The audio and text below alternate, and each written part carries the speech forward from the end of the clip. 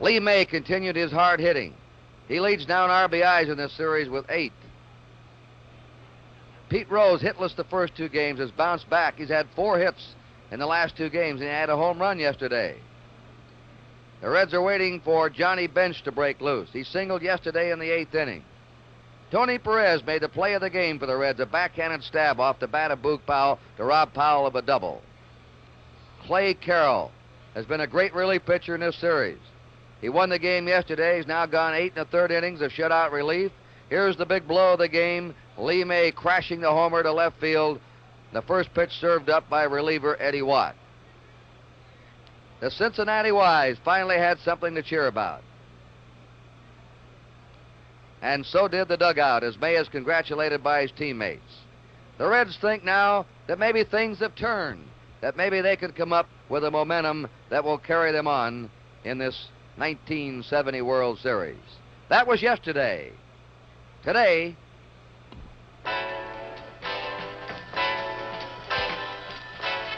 NBC Sports presents Game 5 of the 1970 World Series. The National League champs, the Cincinnati Reds, versus the American League champions, the Baltimore Orioles. Brought to you by the Gillette Company, makers of Right Guard deodorant and Right Guard antiperspirant in the silver can. By Phillips 66, the performance stock. At Phillips 66, it's performance that counts. And by Chrysler Corporation, extra care in engineering. Your host today, your local Chrysler Plymouth dealer.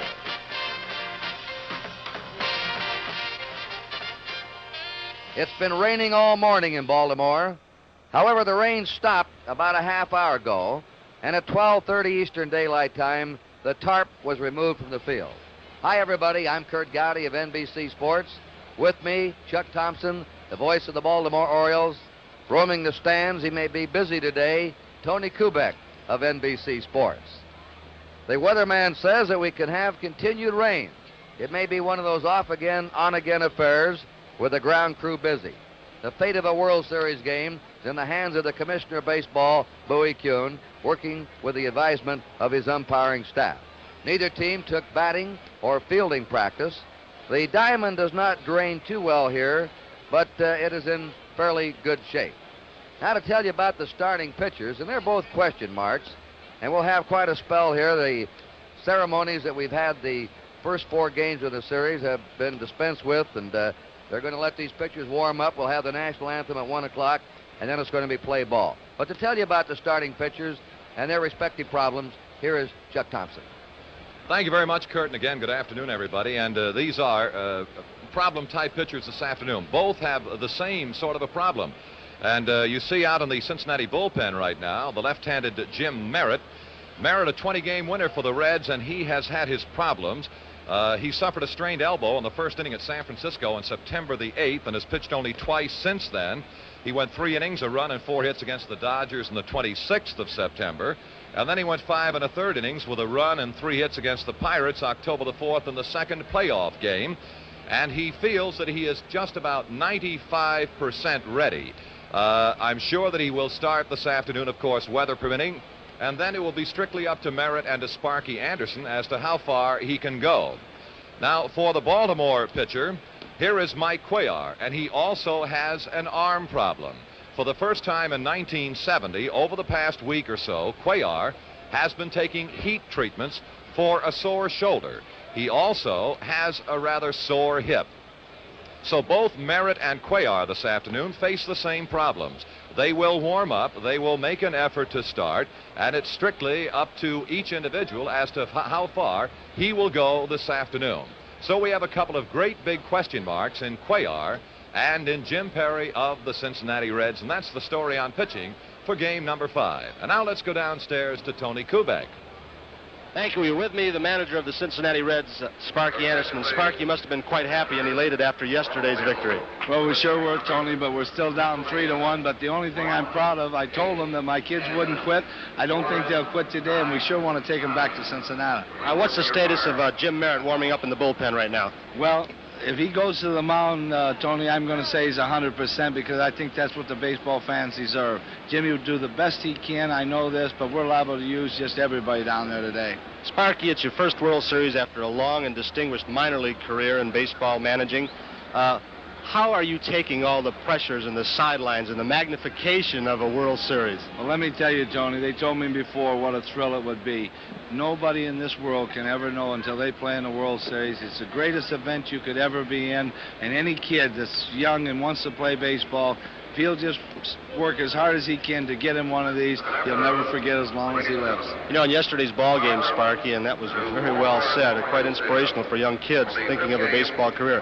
But you finally got one of the booming bats of your big three going. Lee May pulled you out of a jam, and that must make you feel pretty good, too. Well, it made me feel so good, Tony, because Lee May and Tommy Helms haven't had the publicity the rest of my players have had, and I know as a manager what they've done for this ball club, and that's why I was so happy to see Lee do it. And you know, you've got a shortstop in there now, Concepcion, although Woodward has done a great job for you all year long, but he hits the ball pretty well. He's going to have a pretty good future. You've got a lot of young kids. You know, I said I wanted to play him in a World Series to make a man out of him, Tony. I think he's already showed us he's a man already. He sure has. He's come through under pressure, and Pete Rose has now started to swing the bat.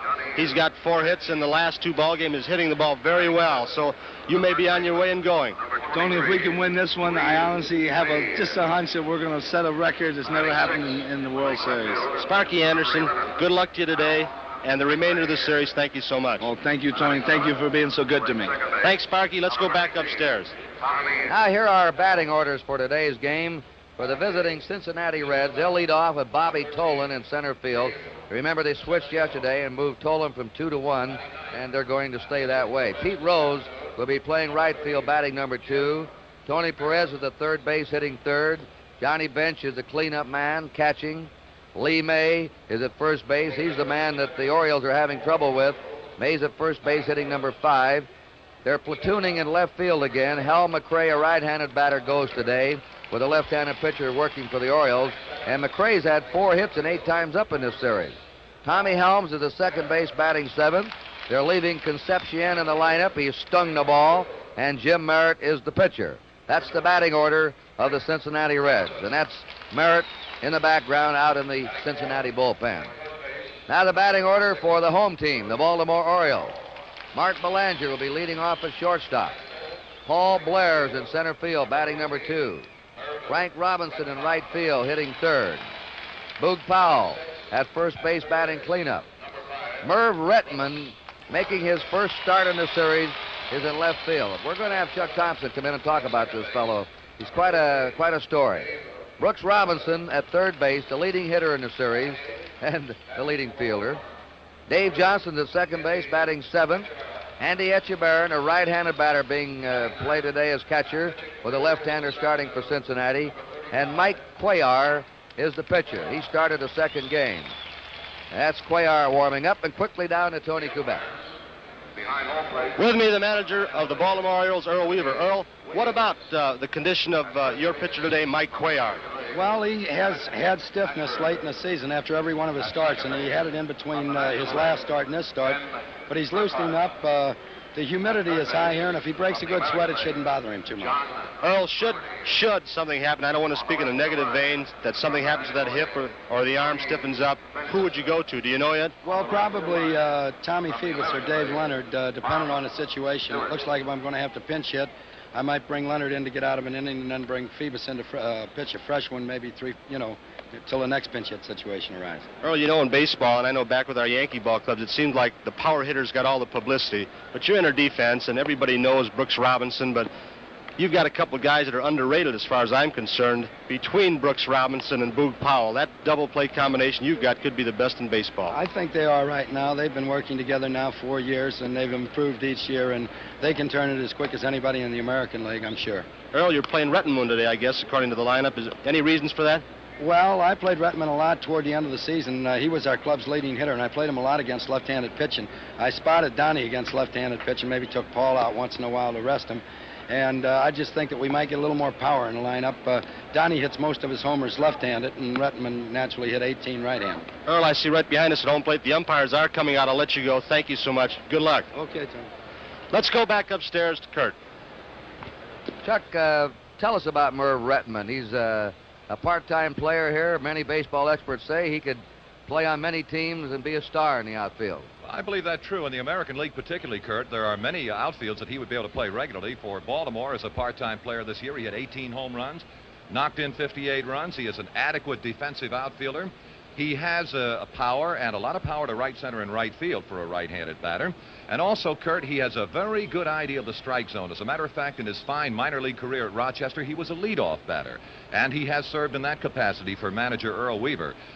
He is part of what manager Weaver refers to as the finest bench in baseball. And Rettenman, who came in to fill in for Paul Blair, who was struck in the face earlier this year, did a very, very good job. And I think when you look at a fellow who has had maybe 330-plus at-bats and has hit 18 home runs and knocked in 58, you've got quite a ball player sitting in the dugout. He was a great athlete at Ball State. If memory serves me correctly, and I hope I'm right about this, Kurt, he was drafted kind of high by the Dallas Cowboys. I think they drafted him about number 4 as a running back. But fortunately for Baltimore in baseball, he stayed with us. All right, let's take a look down the field now. Cuellar still warming up.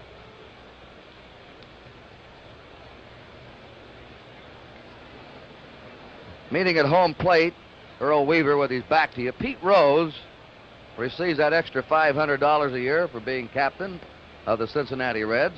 And the umpires behind home plate today will be Bill Williams of the National League. Emmett Ashford is the umpire at first base of the American League. Ken Burkhardt of the National League at second. John Flaherty of the American League umping at third. Tony Venzon will be working the...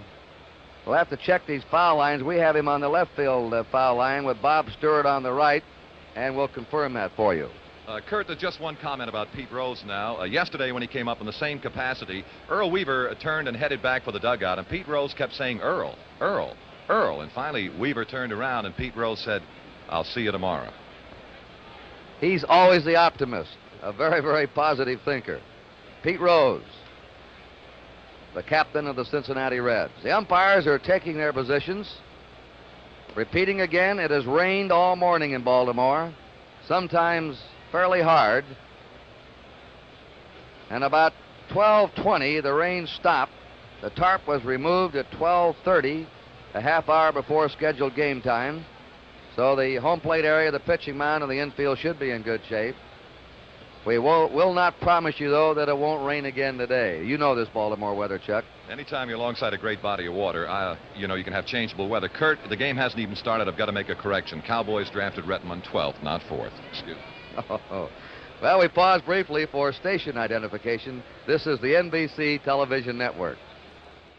Ladies and gentlemen, please rise and join in the singing of the national anthem, which will be played by the 1st U.S. Army Band from Fort George G. Meade, Maryland.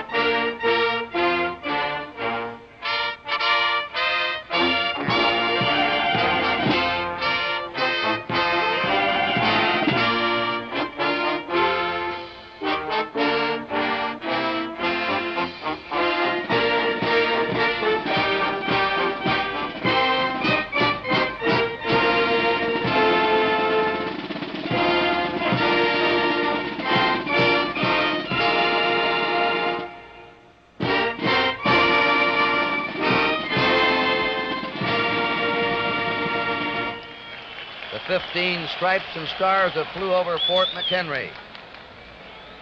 The inspiration for our Star-Spangled Banner. The 5th game of the 1970 World Series being brought to you from Baltimore as the Cincinnati Reds meet the Baltimore Orioles.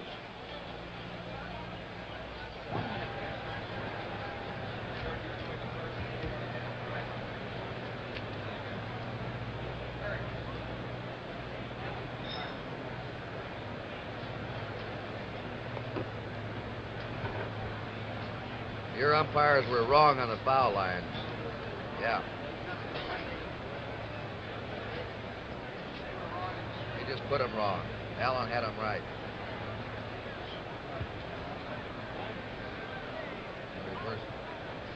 Who's throwing out the first ball?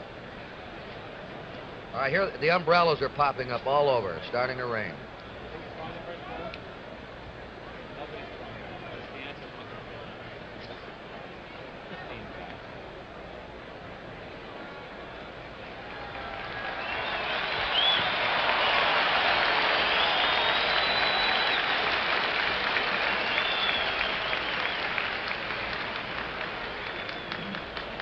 As the Orioles take the field, it starts to sprinkle again, and the umbrellas pop up through the stands. At first base is Boog Powell for Baltimore. Dave Johnson will play second again. Belanger is the shortstop. Brooks Robinson at third. Merv Rettenman in left field. Paul Blair, the center fielder. Frank Robinson in right. Andy Etchebarren behind the plate. And Mike Cuellar. Went 2 1/3 innings in the second game at Cincinnati. Gave up 4 hits, 4 runs, walked 1, and struck out 1. The lights are on. And the Reds in the first inning send up Bobby Tolan, Pete Rose, and Tony Perez. Here's the batting order. If you keep score along with us, that Cuellar will be facing today. Quickly, Tolan in center field, Rose in right, Perez at third, bench cleanup catching, Lee May hitting 5th at first base, Hal McRae in left field batting 6th, Tommy Helms at second base hitting 7th, Dave Concepcion is shortstop batting 8th, and Jim Merritt will pitch and bat 9th. Mike Cuellar tied McNally and Perry for the most victories in the major leagues this year, 24. Playing center field, number 28. He came from Houston along with Elijah Johnson in a trade for Kurt Blefary after the '68 season. It's turned out to be a block-busting trade for the Orioles. Cuellar's won 47 games in 2 years here. Bobby Tolan fouls it back, jumping right on that first pitch. Tolan has had 4 hits in 15 times. He's hit safely in each game, 1 hit in each game. Series batting average of .267. Breaking pitch over. Tolan bluffing a bunt. Robinson was charging from third. These seats are all out in the open here in Baltimore. The crowd has been held down. It's rained all morning. Outside, we've had a capacity crowd every game except today. The tickets are all sold for today. Maybe some brave ones will still be moving in through the exits. 1 ball, 2 strikes. Change of pace. Turned it over on him. That screwball. A slow one, too. Tolan strikes out. This game authorized under television rights granted by Major League Baseball solely for the entertainment of our audience. Any publication, reproduction, retransmission, or other use of the pictures, descriptions, and accounts of this game without the express written consent of the Commissioner of Baseball is prohibited. Pete Rose, batting .250 in the series. Ball 1. He was hitless his first 2 games. Now he's had 4 hits the last 2 days. He's had a homer and 2 RBIs. Ball 2.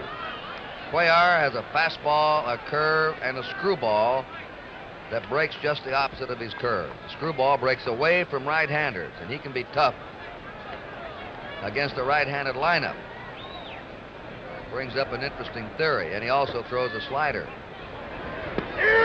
Strike. There's the commissioner. What he's had is studying the situation very intently. He makes the decisions as to the fate of this game. Dick Forbes, the vice president, advertising manager of Chrysler Corporation, alongside of him. Foul back out of play, 2-2. Tony Perez on deck. I've got to watch giving those titles, Chuck. Sometimes I demote him, and sometimes I elevate him above. You could be in bad trouble. 1 out, nobody on. 2-2 count to Pete Rose. We've just started a wet day in Baltimore. There's a fly ball down the right field line. Tough chance. It's in for a base hit. Rose is coming for 2. It gets away from Robinson. Rose hit the dirt. And had he rounded the bag, he might have gone for 3. He thought it would be a play on him at second. And let's take a look at Cincinnati's Charlie Hustle. Pete Rose, as he took Cuellar the other way, which is what a lot of right-handers will do against the screwball of the left-handed.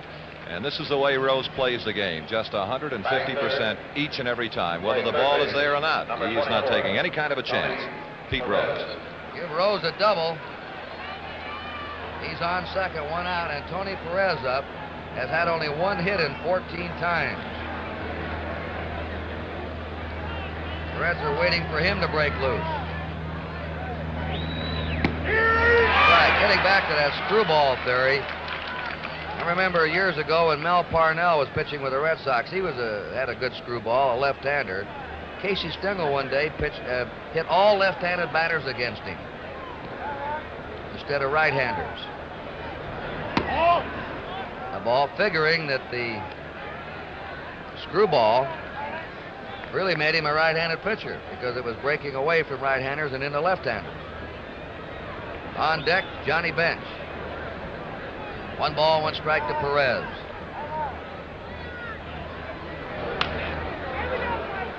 Foul ball. We have a mutual admiration society in this World Series. Tony Perez has been praising Brooks Robinson. And yesterday, Robinson gave Perez quite a compliment for the great stab he made in the 8th inning off the bat of Boog Powell. Rob Powell of a double in the left field corner. 1-2 pitch. Foul ball. Perez was hot coming into this series. Sparky Anderson looking on. Came into the series with a 9-game streak. But he suddenly cooled off. 1 ball, 2 strikes. Power hitter, 40 homers during the year. Fastball, foul back. 1-2 to Perez.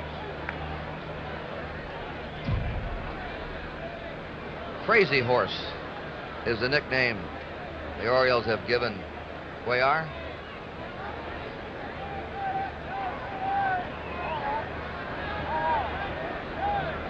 That's the screwball, down and away. You wonder why more pitchers don't use the screwball. It can be tough on the arm. It's an unnatural delivery, and you're rotating the arm in the opposite manner. 2-2.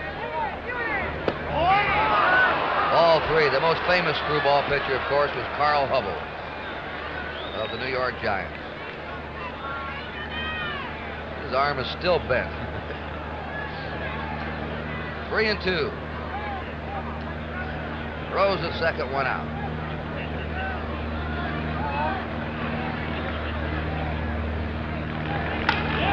A fly ball hit out to left fielder Rettman. Rose holds at second, or 2 down. And the batter is Johnny Bench, who's had 3 hits and 15 times up, batting .200, 1 homer, 2 RBIs.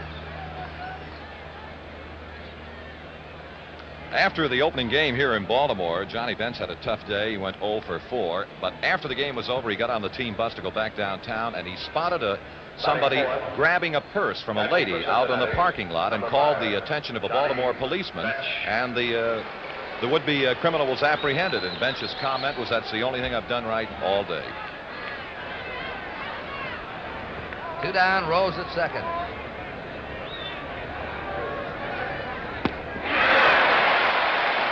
Strike to Bench. Cuellar was born in Santa Clara, Cuba. Lives now in Puerto Rico. He likes to pitch in hot weather. Likes to break a sweat. There's a drive in the right field, a base hit. Here comes Rose around third. And the Reds grab the lead, 1-0. On Bench's single to right center.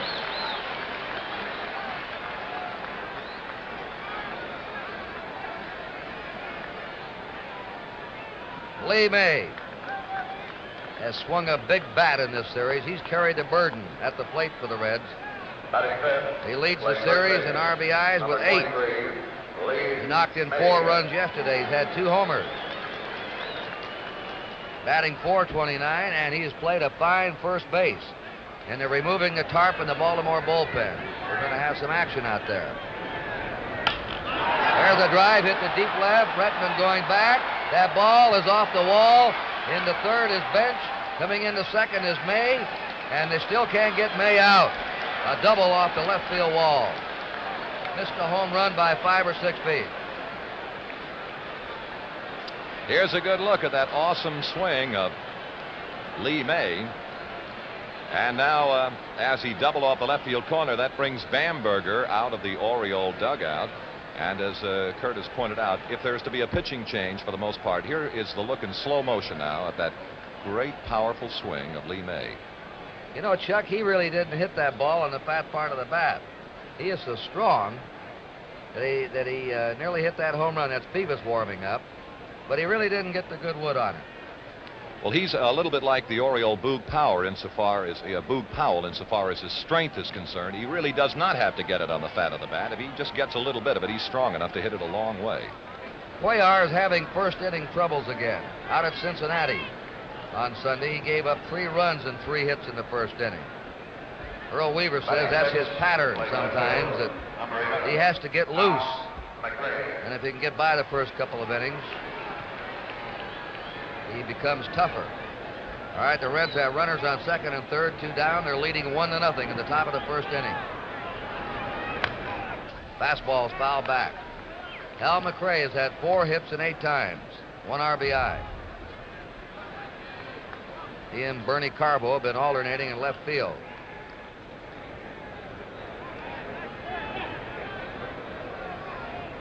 Bench is at third, Mays at second. Outside the ball. McRae attended Florida A&M University. Born in Avon Park, Florida, lives now in Bradenton. Broke his right leg in winter baseball in the Puerto Rican League. A couple of years ago, set him back. A hot smash foul. And they're teeing off on Cuellar. 1 ball, 2 strikes. Just a slight breeze today. It's very humid here. And no breeze right now. It's a drive to right center. That'll score 2 runs. It's all the way back to the wall. McRae going to second. And holds with a double. And the Reds have come up with 3 runs in the first inning.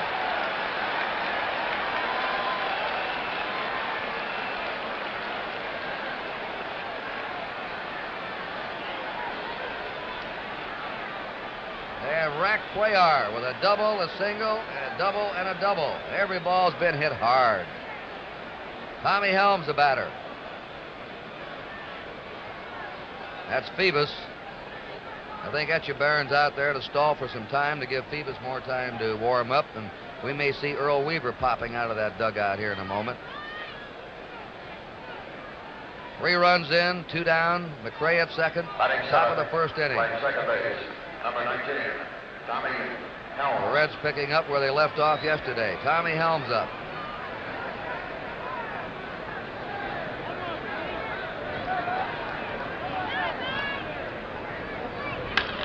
Ground ball to short. Belanger to Powell. The side's out. 3 runs in for Cincinnati. 4 hits. There were no errors and 1 left. At the end of the first half inning, it's Cincinnati 3 and Baltimore nothing. The Reds have Lee May at first base, Tommy Helms at second, Concepcion the shortstop, Perez at third, McRae in left field, Tolan the center fielder, Rose in right, Johnny Bench the catcher, and Jim Merritt, who's had tendonitis in his left elbow. He pitched 5 1/3 innings in the playoffs against Pittsburgh, won that game, gave up just 3 hits in a run, but had to leave when he tired. He has not pitched much the last few weeks.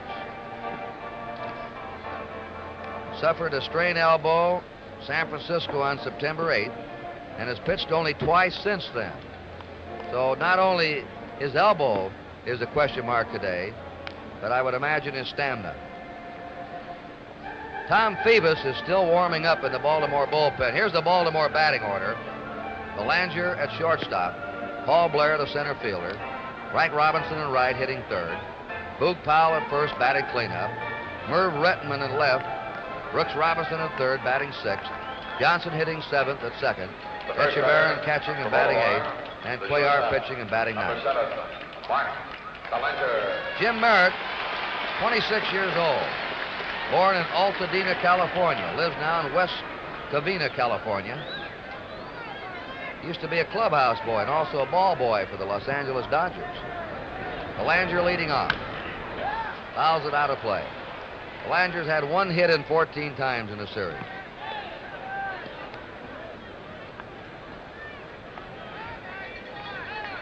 This is Jim Merritt's 9th professional season. Began with the Twins organization in 1962. Pitched for the Twins in the American League 3.5 years. The second year with the Reds. Ball one. Merritt is one of the best control pitchers in baseball.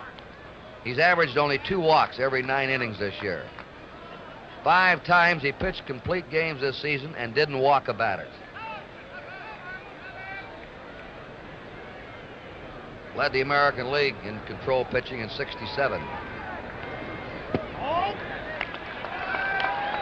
Ball 2, 2-1. Cincinnati's out in front, 3-0. Last of the first inning. For those that keep joining us, it rained all morning here. Foul ball, 2-2. The tarp was taken off a half hour before game time.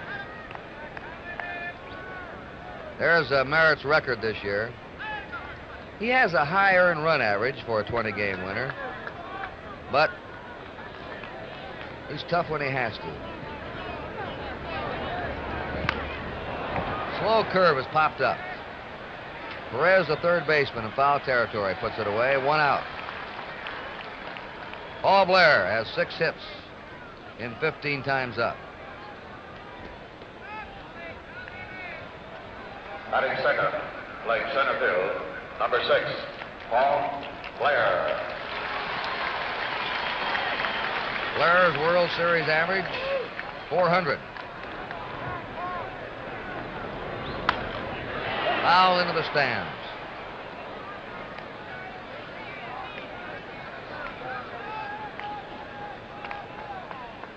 On deck, Frank Robinson.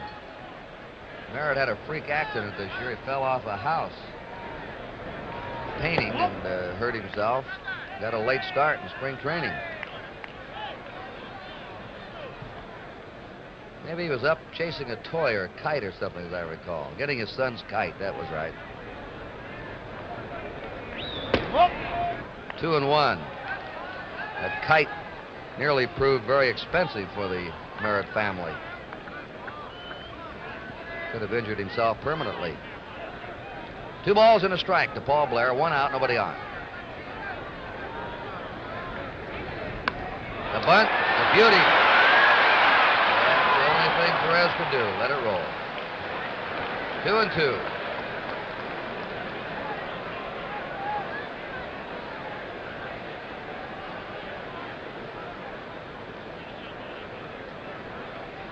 With the rain a threat here, we go by the rule book on an official game today. If the home team is behind, they have to bat through the last of the 5th inning for this to be an official game.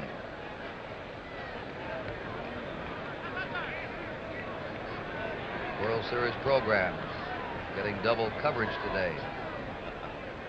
2 balls, 2 strikes to Paul Blair.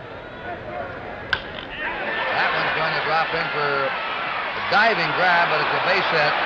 He trapped the ball. Great try by McRae, but it's a base hit by Blair.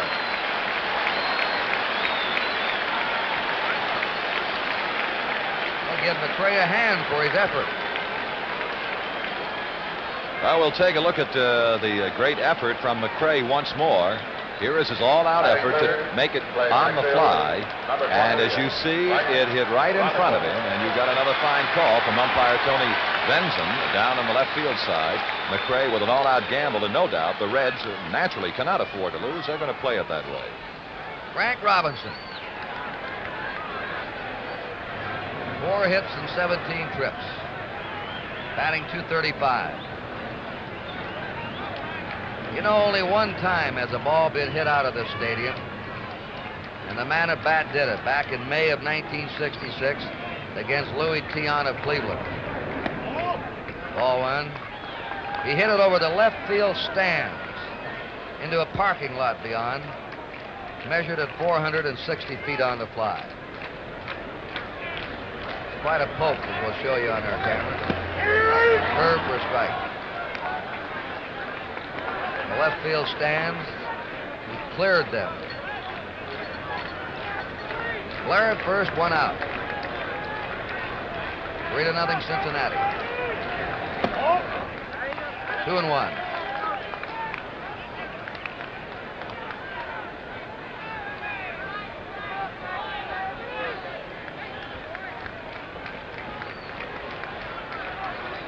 See the white houses through the trees. Maybe you haven't seen the World Series here previous 2 games. Strike 2. But the batters all complain that sometimes the ball comes out of those white houses and causes trouble for the hitter. Not so much with the left-hander pitching, though. Slow curve, foul back. 2-2 to Frank Robinson.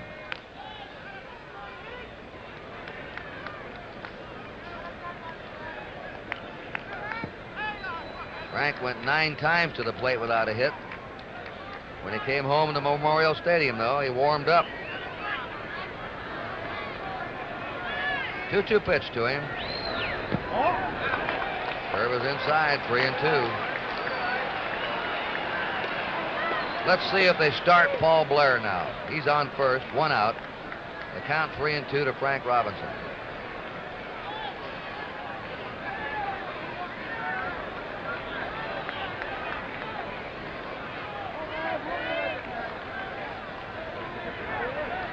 Holding. Long drive. Hit deep to left field. That one is going. Goodbye.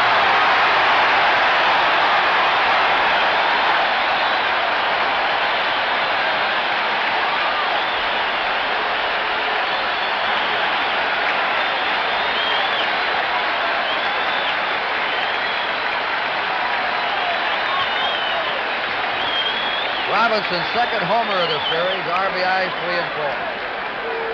We'll take a look at it again, looking in from center field in slow motion, and look at Robinson unload on the breaking ball from Merritt.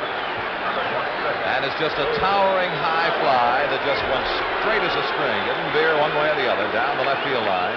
And Baltimore is back with 2 runs. And here's Boot Kirkgoudy. Wayne Granger starts to warm up. The strike to John Powell. Powell batting .250 in the series, 3 hits 12 times. He's had 2 homers and 4 RBIs. Outside. Merritt has not been sharp with his control, just missing. 1-1. The on-deck batter, Merv Retman.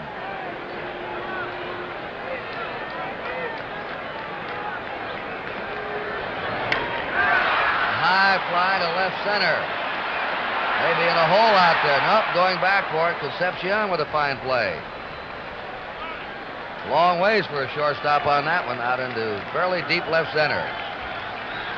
And it had to be Concepcion because against Powell, naturally, center fielder Tolan as deep as could be, and Concepcion traveled a long way, and that's not the easiest kind of a catch to make in a ball game with your back toward the target and running, moving as Concepcion was. Fine play.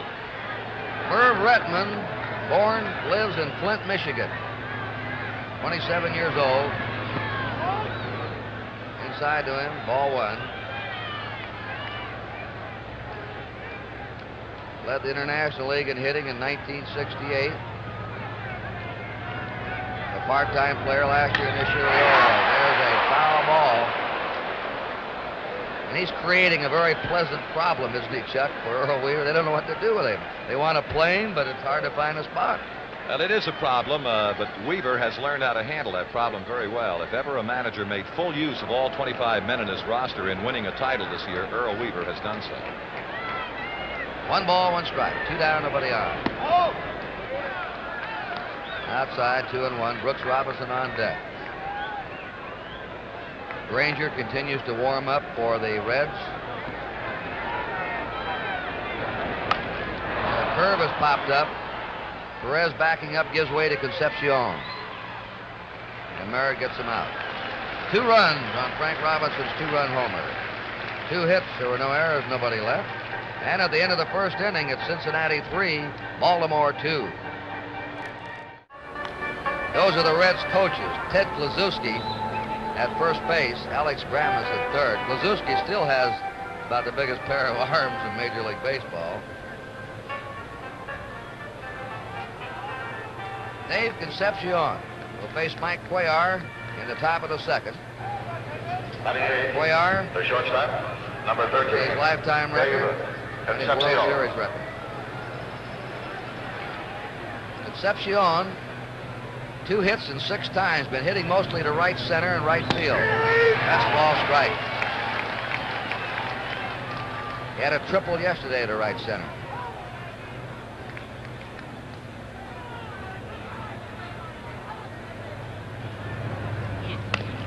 Fouls a curve off. He was born and still lives in Venezuela. Every year he's improved himself, especially in hitting. The 2-strike pitch to him. Ball, 1-2.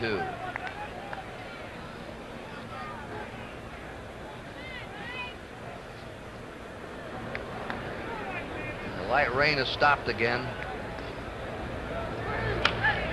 Out. The umbrellas have been put away temporarily. You see some weird outfits, Chuck, on a rain day at a baseball park, don't you? You really do. They defy description. They really do. 1 ball, 2 strikes. 2-2. Nobody on, nobody out. The Reds are ahead 3-2 in the top of the second.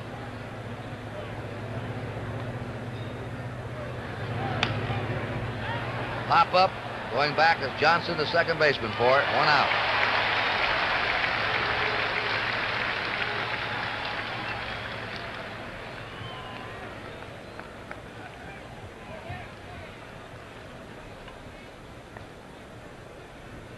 Jim Merritt is up. Merritt, Fergie Jenkins of the Cubs, John Odom of the Oakland A's, the only pitchers in the majors this last year who hit 3 home runs during the season. Right. Bob Tolan on deck at the top of the Reds batting order.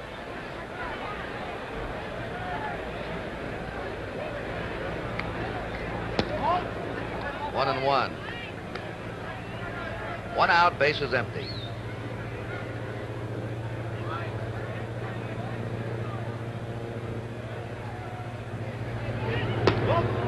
Ball 2. Cuellar is probably the most superstitious fellow in this series.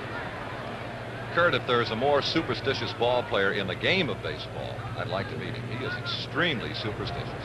I'll tell you about it later. That's foul to Powell. Number 1, he has to be warmed up prior to every game by pitching coach or bullpen coach Jim Fry. He must have Elrod Hendricks stand up there as he warms up as a batter. He will not allow anybody to pick him up in the course of the game other than the man who is catching him. In this case, it'll be Echevarren. Strikes Merritt out with a fastball. And still another, you cannot throw him the ball. He has to go pick it up. In other words, you deposit it on the mound, he'll walk out there and pick it up. 2 down, nobody on. Bobby Tolan struck out in the first inning. The Reds have 3 runs, 4 hits. Baltimore, 2 runs, 2 hits. In that first inning, the right-handed batters all went to the opposite field, except for Lee May against Cuellar with their base hits. 1-0 to Bobby Tolan.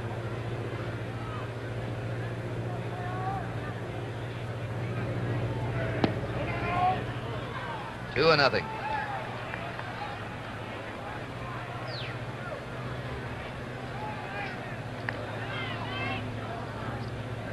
Bobby Tolan, a cousin of the late Eddie Tolan, a gold medal winner in the 100 and 200 meter dashes in the 1932 Olympics.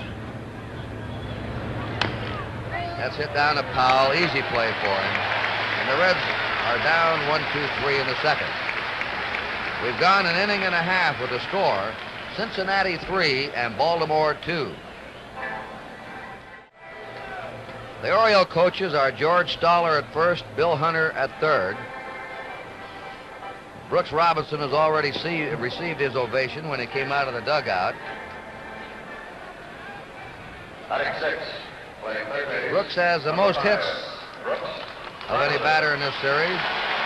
8 hits, 16 times up. He's batting .500.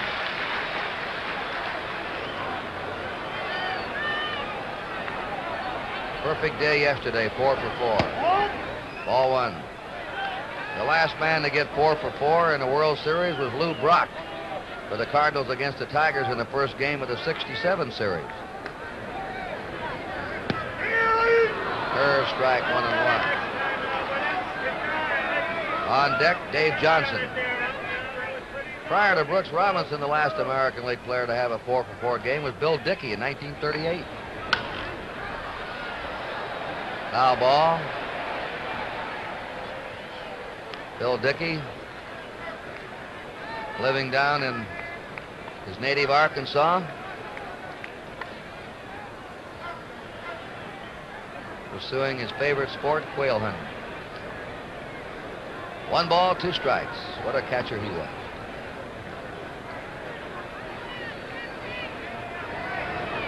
That drive is out to deep left. McRae back, pulls it in. 1 down.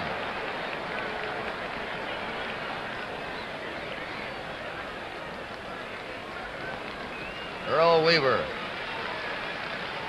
2.5 years he's managed this team. Dave Johnson, 2 hits and 12 times.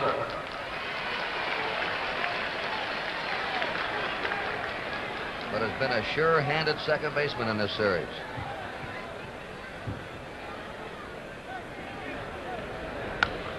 Foul back. They joined us late. That's Wayne Granger. They keep him warming up in case Merritt's elbow goes suddenly. The Reds scored 3 in the top of the first. Frank Robinson hammered a 2-run homer in the last of the first for the Orioles. It's 3-2 Cincinnati. 1 ball, 1 strike.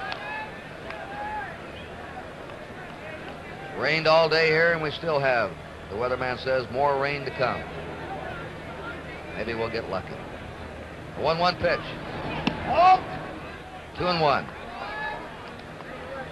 On the subject of rain, that was one of the quotes from Sparky Anderson yesterday after the game. He said, well, a little rain wouldn't hurt. Etchebarren on deck. 3-1. His pitching staff has been hit hard with injuries. Every extra day that he can get would help him, especially for his reliever, Clay Carroll. 3-1 to Dave Johnson. 1 out, nobody on.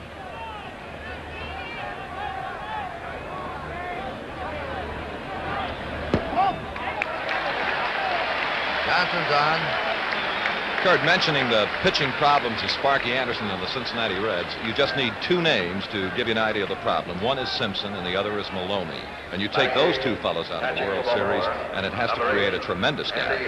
Yes, and McLaughlin now has a swelling in his upper right arm. He's doubtful. And, of course, Merritt has been plagued with this tendonitis in his elbow. 4 top pitchers. Etchebarren fouls it off. Johnson at first, 1 out. Etchebarren is hitless in 4 times.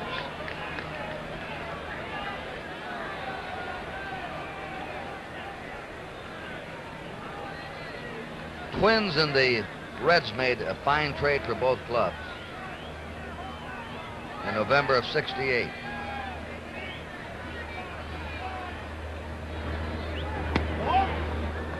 Curve is high.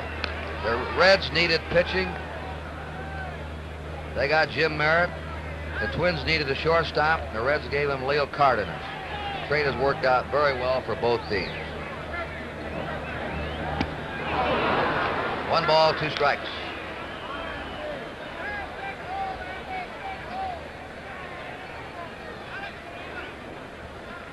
Merritt's only 26.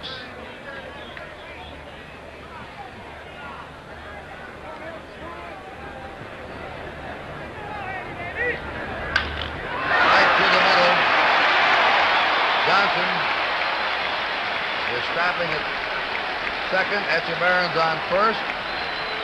And Cuellar, the pitcher, coming up. He's not a bad hitter. In fact, the Cincinnati scout report, be careful with Cuellar, McNally, and Palmer. They can all hit.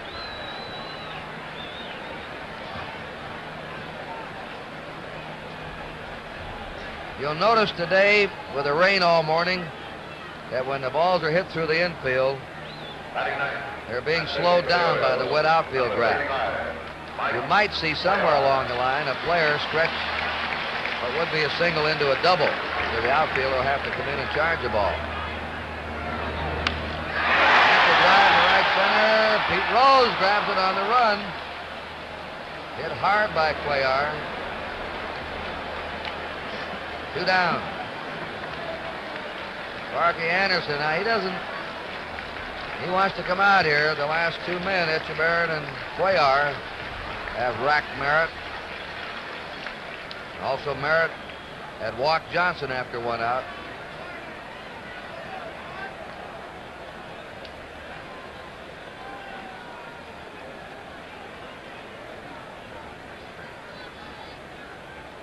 Sure, he's asking him about his elbow. Kurt, as we look at Sparky Anderson talking to Jim Merritt, everybody should remember the fine catch Boog Powell made yesterday on the steps of the dugout off a ball hit by Johnny Bench. Well, it was none other than the Cincinnati manager, Sparky Anderson, who kept Powell, or was there to keep him from tumbling into the dugout. A fine gentleman, a fine pro. Wayne Granger's coming on to pitch. So Jim Merritt, with a bad elbow, is going to be lifted, and there's a break in the action here at Memorial Stadium in Baltimore. The score, Cincinnati 3, Baltimore 2. Now let's go down to Tony. With me down in Mr. Joe Cronin's box is Bob Short, the owner of the Washington Senators, and David Eisenhower, son of our president.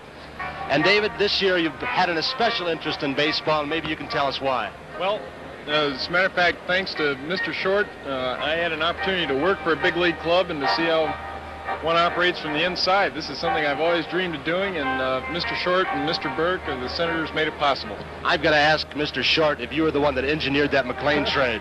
No, I think he's almost as critical of it as the manager. But I know both the manager and David understand that if we wanted McLean, we had to pay a price, and while it was a big price, I think that in June or July we'll know whether it was too much or not enough. Bob Short, David Eisenhower, thank you so much. Let's go back upstairs. Wayne Granger, born in Springfield, Massachusetts, lives in Huntington, Massachusetts. He attended Springfield College. His second game of the series. Pitched in the third game and fed up that grand slam home run to Dave McNally. 1-6, lost 5 this year. Earned run average of 2.65. He had 35 saves during the year. 2-0.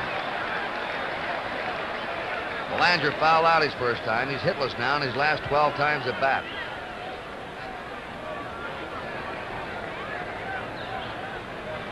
Two down, runners on first and second. Last half of the second. The base hit to left. throw comes in to third base, and Baltimore's tied it up.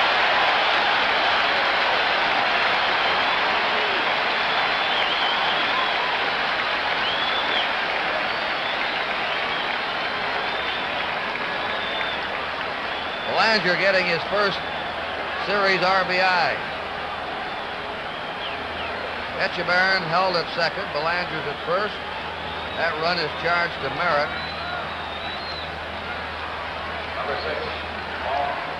Paul Blair single left in the first inning. 3-3. Each team has 4 hits.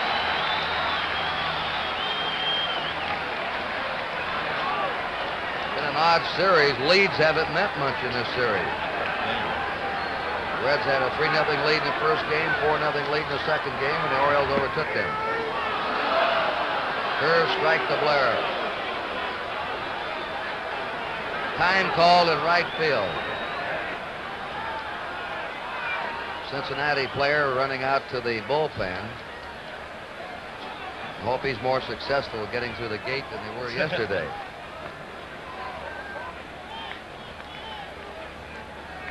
One strike.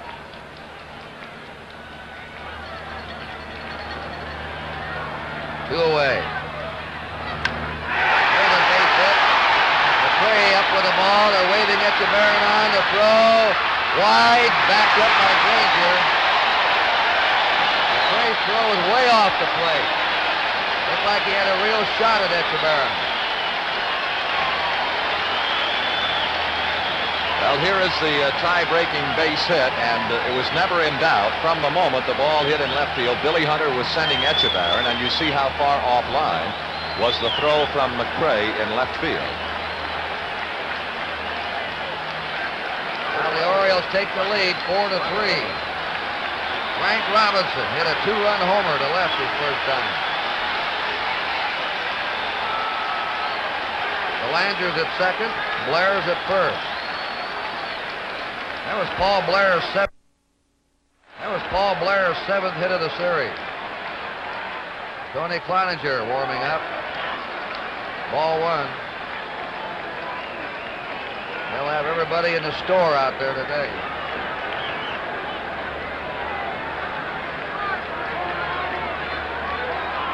The 4 runs are charged to Jim Merritt. A high fly to center. Poland, plenty of room for it. The Orioles are out, but they take the lead. 2 runs for Baltimore, 3 hits, no errors, 2 left. At the end of 2 innings, Baltimore 4 and Cincinnati 3. This 1970 World Series is being seen via satellite in Puerto Rico and Caracas this year. Also seen in Taiwan, China for the first time and heard in the Chinese language. Seen in many other countries throughout the world. And on land and sea, the games are being carried via the Armed Forces radio. Remember the 1920s when they used to do the World Series by telegraph around the country. They had a big diamond downtown, some office. In fact, the people would gather there in the street corner to watch and hear the progress of the play. Rose doubled his first time. 1 strike to him.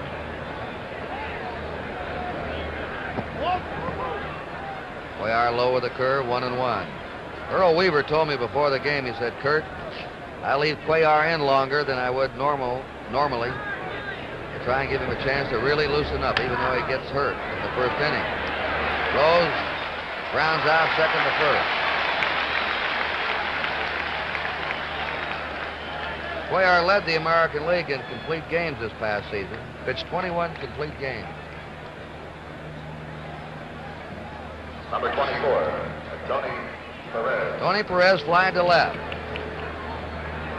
Now they're starting to warm up Tom Phoebus. Ball 1. Bench on deck. 2 Cubans facing each other right now. Cuellar and Perez. Slams it to left. Merv Retnam is there. 2 down.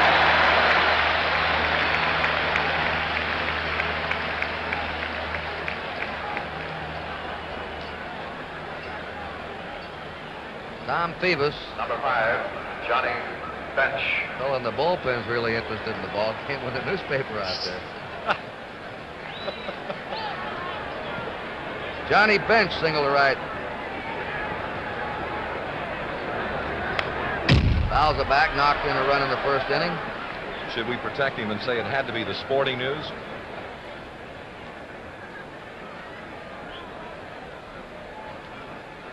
Lee May, the on-deck batter. 1-1. Baltimore ahead 4-3 in the third.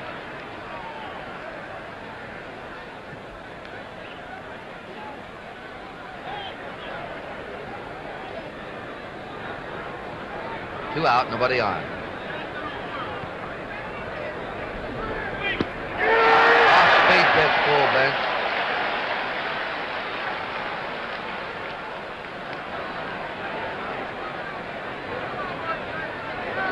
The Reds, like the Orioles, are fastball hitters. Blue ball forward. Where is now retired 7 in a row. At the end of 2.5 innings, Baltimore 4 and Cincinnati 3. Special tour sponsored by the USO. 20 Major League Baseball stars will visit our troops in Vietnam, tour the hospital bases in Japan, Guam, and the Philippines after the World Series. They'll head out October 27th.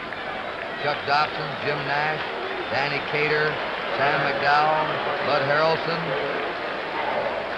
Willie Stargell, Jim Grant, Phil Necro. 4 different groups will make the tour, sponsored by the USO. John Powell popped up his first time.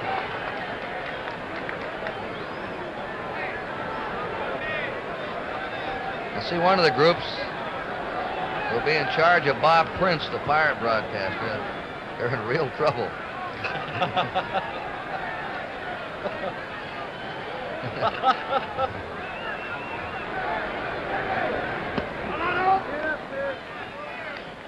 We're just kidding. Bob, one of the most colorful broadcasters we have in the business. A very witty man. 1 ball, no strikes.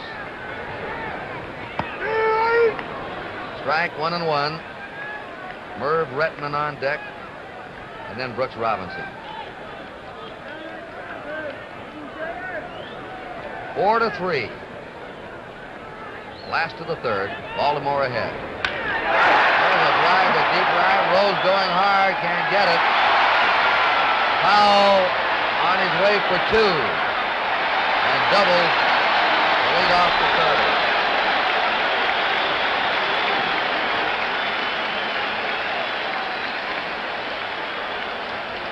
We can take a look in split screen. You'll see the delivery from Granger and the Powell swing.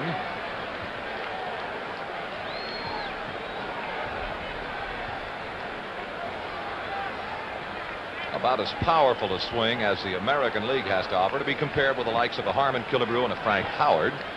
And good for 2 bases. That's young Milt Wilcox in the bullpen. Number 14. A busy bullpen for the Reds today. Merv Retman is up. Popped up his first time. Foul back, strike 1. The Orioles now have had 6 hits. The Reds have had 4.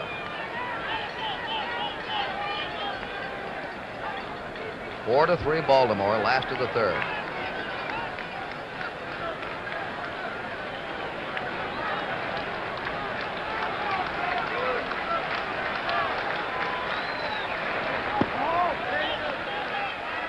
One and one.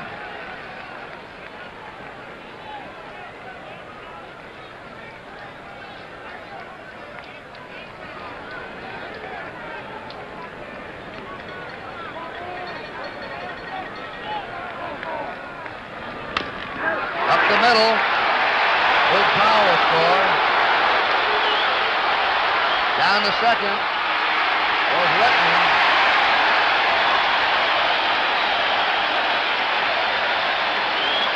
Retman winds up at second on the throw to the plate. Look at it again. Here's your base hit through the middle to center field. And Tolan makes his play at the plate a lot closer than it appeared it would be. That's Powell's left foot over the plate prior to the tag.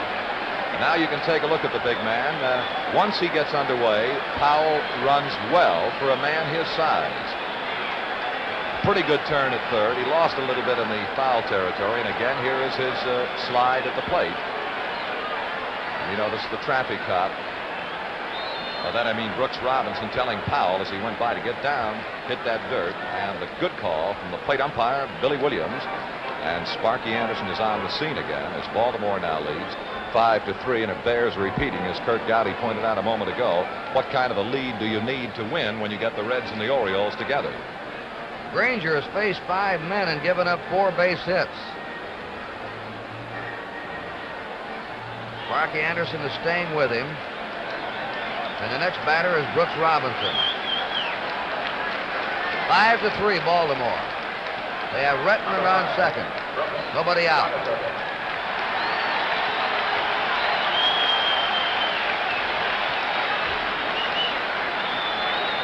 Baltimore scored at least 1 run each inning.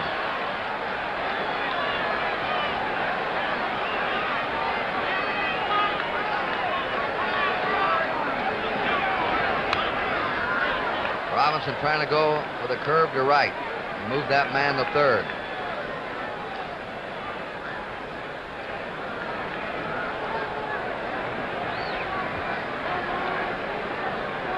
Robinson has been red hot in the playoffs in the World Series.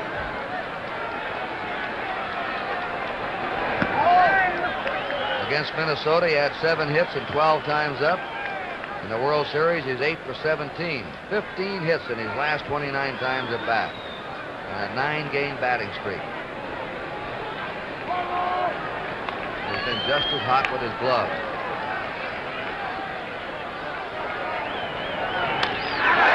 Hard. Helms. In time. Helms hung with that one beautifully. Retman's over at third.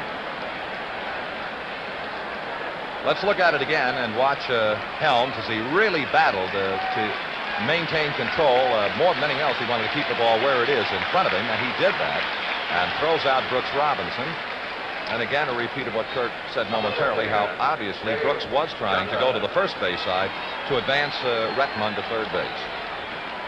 Those are things that never show up in the box score, but the good players do them and help their team. So Retman now at third. And the Reds have to bring the infield in with 1 out. Strike to Johnson. We pause briefly for station identification. This is the NBC television network.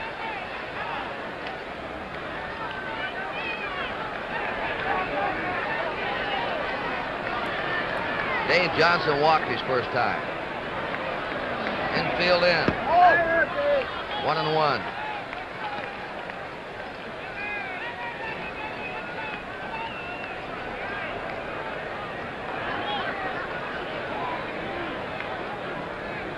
Retman at third. 1 down.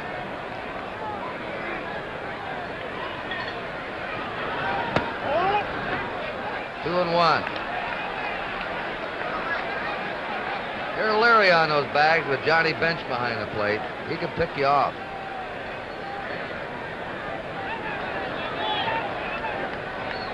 Marvelous throwing arm.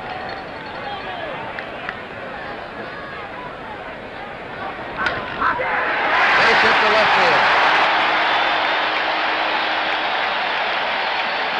And Brooks Robinson getting that man over to third.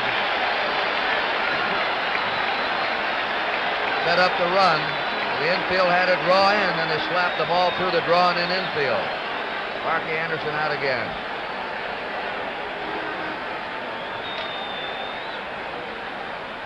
That's Milt Wilcox. Granger has been no puzzle to Baltimore. The Orioles have tagged him for 6 hits. So there's a break in the action here at Memorial Stadium in Baltimore. The score, Baltimore 6 and Cincinnati 3. Let's go down to Tony now. With me down here on the field, the Commissioner of Baseball, Bowie Kuhn. And Commissioner, you had a tough job before the ball game, and your staff of Joe Reichler, Charlie Seagar, and, well, I couldn't mention them all, had some tough decisions today before the game. Well, in a game like this, Tony, you live with the weatherman. You watch the condition of the field. You watch the way that rain is coming down and whether it looks like it's letting up. At 12:35 today, we decided we dared to take the canvas off because we thought we had a break, and so far it's worked well. And really, the fans are still the most important thing, the most important consideration. The people here and the people listening and watching almost all over the world are to be taken into consideration, aren't they? Of course they are, and I think we have a highly playable condition at this time, and I hope it stays that way. Mr. Commissioner, thank you so much, and congratulations to your staff. You've done just a great job all year. Thanks, Tony. Thank you. Let's go back upstairs. And Tony, just as you and the commissioner were talking, Chuck and I looked beyond the left field stands, and we see a big dark cloud coming this way over Memorial Stadium. Milt Wilcox, 20 years old, who was born in Honolulu, lives in Del City, Oklahoma. He pitched to 4 batters in the second game and gave up 3 hits. Let me correct on Granger. Instead of 6 hits, he gave up 5 hits. 5 hits and 2 runs charged to Granger. First 4 runs were charged to Merritt.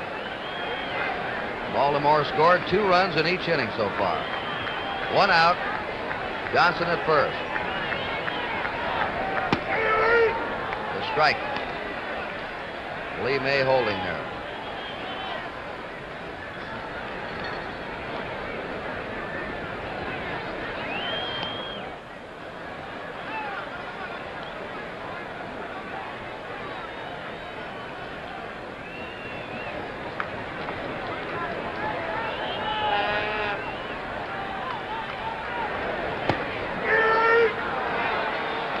Good fastball by Wilcox. Strike 2.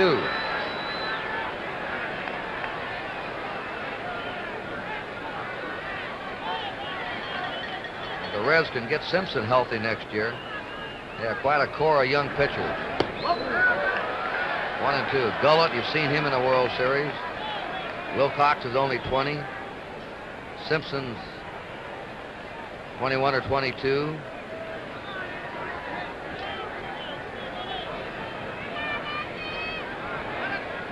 Gary Nolan's only 22. They should be well set. 2 and 2. But you know, the example that's happened to the Reds with their pitching injuries shows that you never have enough pitching. 2 balls, 2 strikes to Etchebarren. A high fly out to Pete Rose.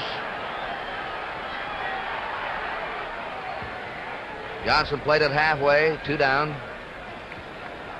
And Cuellar, the pitcher, coming up. Cuellar hit a grand slam homer in the playoffs against Minnesota. After a shaky first inning, he settled down. Mike Cuellar.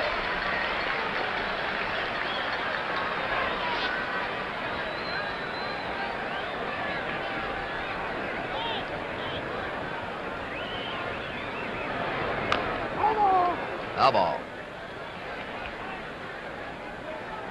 One thing you note on these Baltimore pitchers at the bat, Chuck, is the Reds don't play them to the opposite field. As you mentioned, they are, I'd say, fair hitting pitchers, not really good hitting pitchers. But a fellow like Cuellar is one of those, I think you honestly say he is quite dangerous if you happen to throw it where he's swinging. He takes a full rip at each and every pitch, and that foul ball is giving him a little discomfort, as you see. Manager Weaver and Salvon, the trainer for the Baltimore Orioles, started out of the dugout, and I think Cuellar sent him back, but now trainer Ralph Salvon and Earl Weaver are going to come on the scene, so it's obvious that the sting of that foul ball is quite uncomfortable. Whether it was the knee or below, I'm not sure, and apparently now they are touching the inside of the shin on that right leg. And now the back of the leg. That's that freeze spray they put on to deaden the nerve endings, the pain.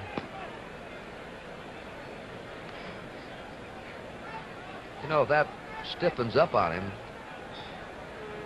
and continues painful, that could bother his pitching. It could indeed in the playoff games. third playoff game, Baltimore pitcher Jim Palmer was hit a tremendous smash, knocked right off the mound by Minnesota catcher Ratliff.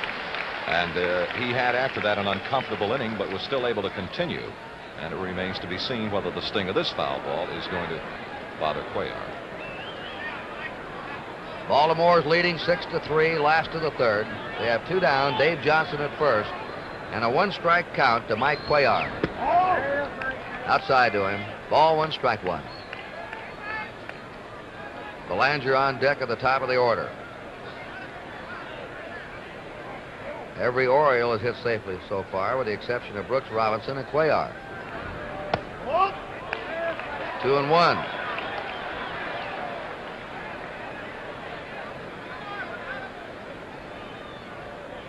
That's Belanger.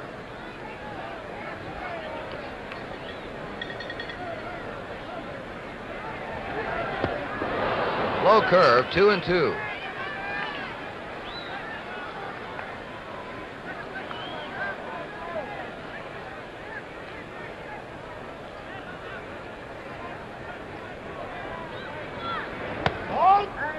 Three and two down. Johnson will be going on the pitch. May has been hanging off the bag with the left-handed batter up.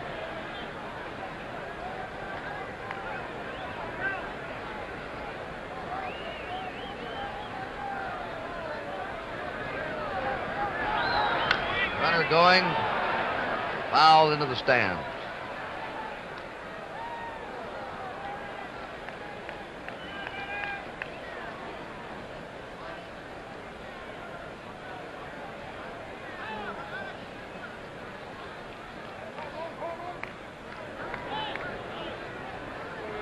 Dave Johnson will be on the move again.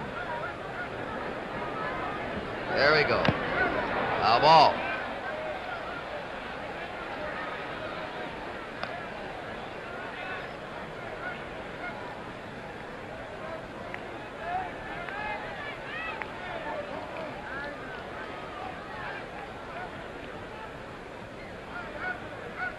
Bill Cox won 3, lost 1.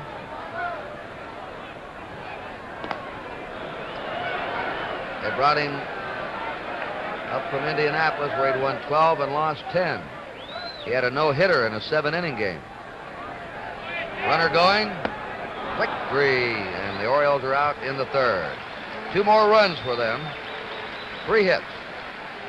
No errors, 1 left. At the end of 3, Baltimore 6 and Cincinnati 3. 0-9-7. Your United Way community campaign needs a lot of money this time, a lot. But it's for a number of agencies helping more people than ever. Give your fair share the United Way for your community. If you don't do it, it won't get done. In the 4th inning, Lee May, Hal McRae, and Tommy Helms are due up. We've got just a little glint of sunshine. It's trying to fight its way through the clouds. Lee May is the only hitter who has hit safely in every game, including today. Brooks Robinson and Bobby Tolan still have their chance to do so. They asked May if he's altered his swing to keep the ball from getting away from Brooks Robinson. He said no. Ball 1. May has had 7 hits, and twice he's been robbed of base hits by Robinson at third. They have a shift on for him now. Strike. First time we've seen him shift. With Robinson, Belanger, and Dave Johnson all on the left side of the infield. Tony Cloninger warming up in the red bullpen.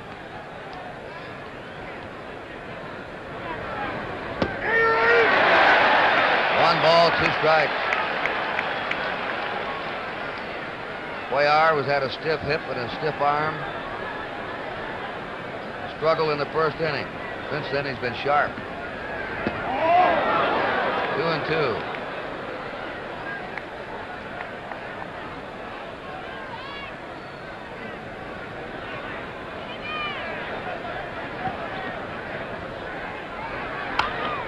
There's hit to Robinson and back of the bag. Fell down at home plate. The throw goes over to Powell. May fell down on the plate. Couldn't get out of the box. He's out. Robinson to Powell. A look at the Brooks Robinson play on the smash off the bat of Lee May. Number 11. And again, very sure-handed in the setup for the throw, and now he can relax and take his time as he knows that May is on the ground and unable to run. A high pop-up by Hal McRae. Belanger, the shortstop. 2 down. McRae had doubled his first time. 9 in a row now. Cuellar is set down. Tommy Helms grounded to short his first time. Tommy Helms. Cuellar accounted for the only Oriole victory in last year's World Series. 16 innings against the Mets, he allowed only 2 runs. Ball 1 to Tommy Helms. Baltimore's ahead 6-3.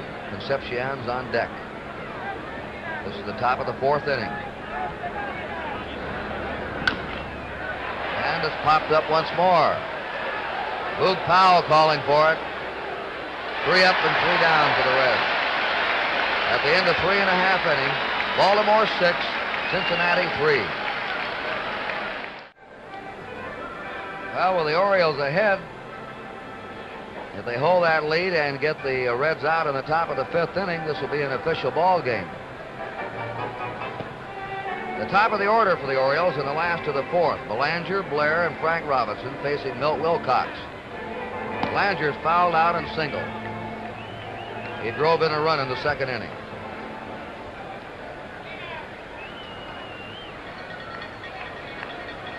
The batter, number 7, Mark Belanger.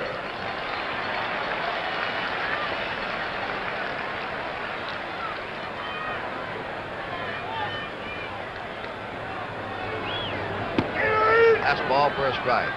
The Orioles have scored every inning, 2 runs in each inning.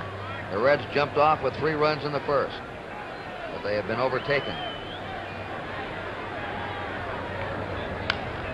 Foul makes it strike 2.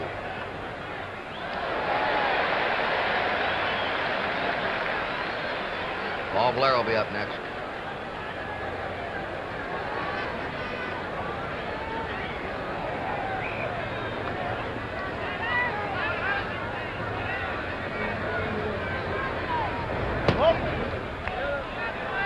One and 2.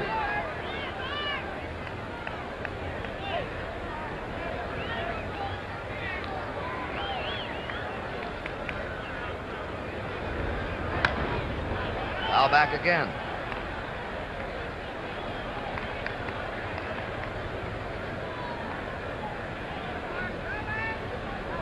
The Oriole dugout.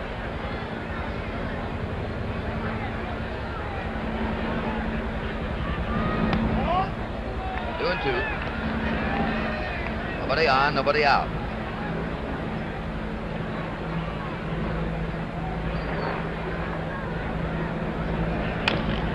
Hit to the right side to Helms. 1 down. Helms has played a very solid second base in this series. Blair is 2 for 2. Single to left in the first. Single in the second, and drove in a run. Blair. And he and Brooks Robinson are now tied for the most hits, 8 apiece. Ball 1.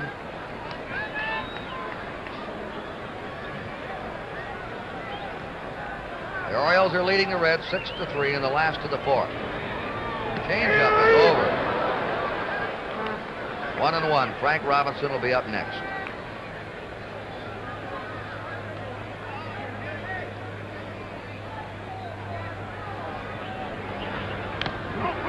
Foul tip for strike 2. 1 and 2.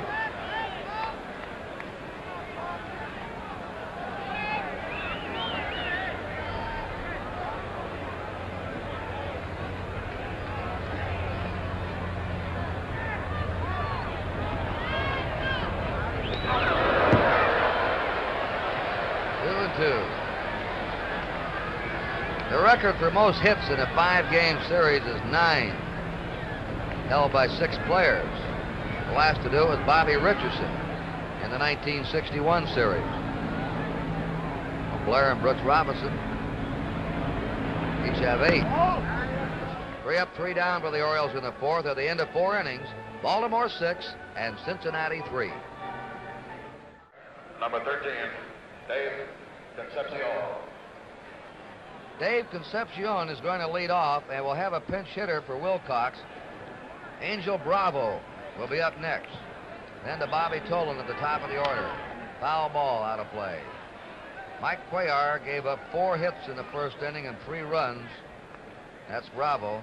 And since then, he's not allowed a base runner. 10 Reds in succession have gone down.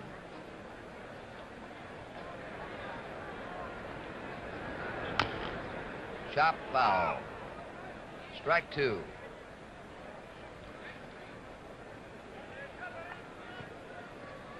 That's Wilcox. That hot smash, I think, hurt him off the bat of Frank Robinson. He had ice packs on him and have taken him into the clubhouse. Ground ball to Belanger. 1 down. Angel Bravo coming up. Bravo hit .310 as a pinch hitter this last year. 277 for the season. He's nothing for 2 in the World Series. Angel Bravo.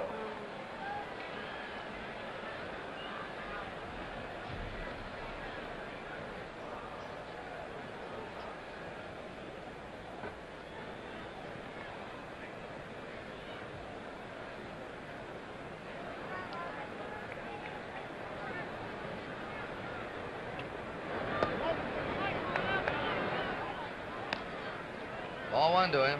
Tony Cloninger will come in to pitch in the last of the 5th inning for Cincinnati. Baltimore leading 6-3. Top of the 5th. Ball 2. Bobby Tolan on deck. Bravo lives in Santa Rita, Venezuela.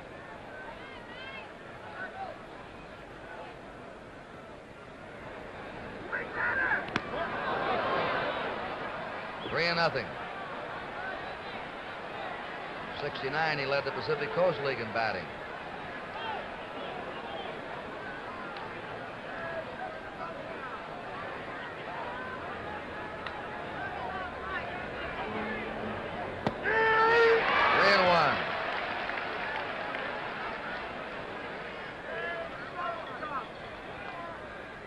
Home plate umpire Bill Williams' voice booming out today. The 3-1 delivery. 3-2.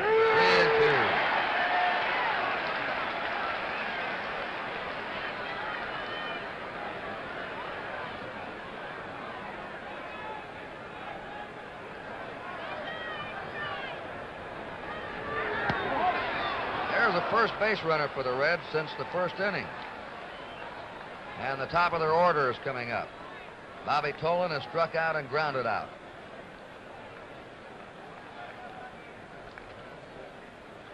Number 28. Action is going to start again in the Baltimore bullpen.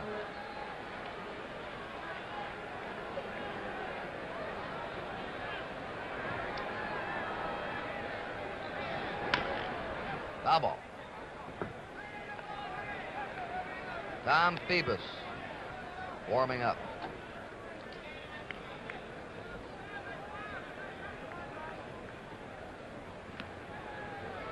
Weaver quick to warm his bullpen up today because of the physical condition of Cuellar. 1-1.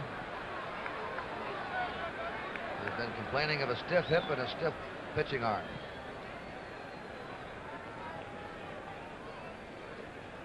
Bravo at first, 1 down.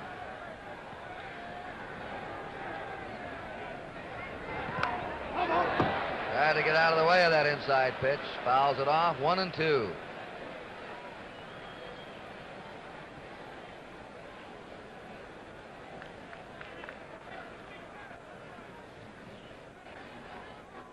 Boog Powell holding against Bravo.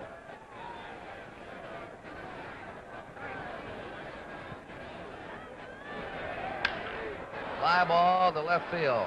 Merv Redmond is there. 2 down. Pete Rose, the switch hitter, will be batting right. He's doubled to right and grounded out. 1 more out, and this is an official ball game.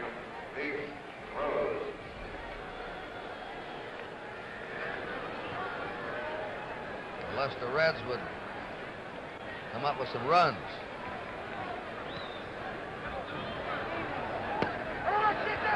He committed himself. It's a strike.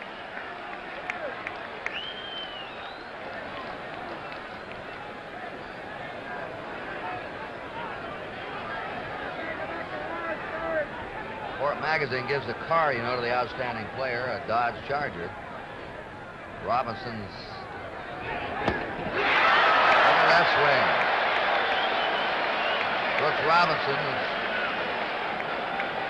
according to everybody around here, is going to win it. We don't know. I would say it'd be Robinson or Lee May. You could say at least he's made a down payment.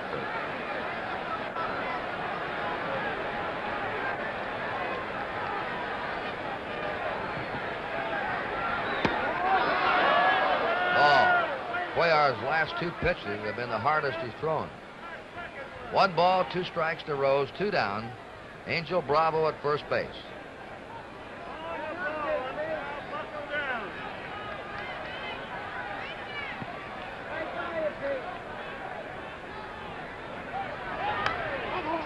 Out. 1 and 2 to Rose.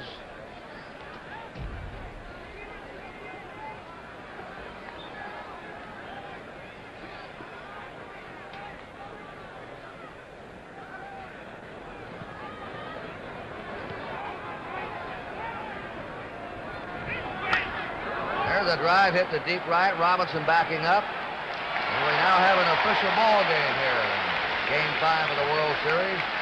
In the 5th inning, no runs, no hits, no errors, 1 left. At the end of 4 1/2, Baltimore 6, Cincinnati 3. Tony Cloninger's coming in for the Reds, and while he warms up, let's go down to Tony Kubek. With me on the field, the chairman of the board of the Baltimore Orioles, Mr. Jerry Hoffberger. Mr. Hoffberger, you and your staff have put together one of the finest teams in baseball history. Well, Tony, we have a great team, and I think the credit goes to Harry Dalton, Frank Cashin, and Earl Weaver, and the coaches. They're the guys who really run the club, and the fellows out there doing the job for them. And we're glad to be here today. Well, you put on a fine performance, and that guy you've got at third base is unreal. We'll come back and see him next year, Tony. Jerry, thank you so much. Let's go back upstairs. Thank you. Tony Cloninger will become the 4th Cincinnati pitcher. Merritt, Granger, Wilcox, and now Cloninger. The Orioles are leading 6-3 as we go to the last of the 5th inning. And to take over the play-by-play, the voice of the Baltimore Orioles, Mr. Chuck Thompson. Thank you, Kurt, and again, good afternoon, everybody. Here is Cloninger. He was the loser in the 3rd game, the first one played here in Baltimore. He pitched 5 1/3 innings, 6 hits, 3 walks, 3 strikeouts, 5 runs, and was nicked by the home run bat of Frank Robinson in the 3rd and Don Buford in the 5th inning. Tony Cloninger. And it'll be Boog Powell, who had been 0 for his last 8 official at-bats until he doubled into right field in the 3rd inning.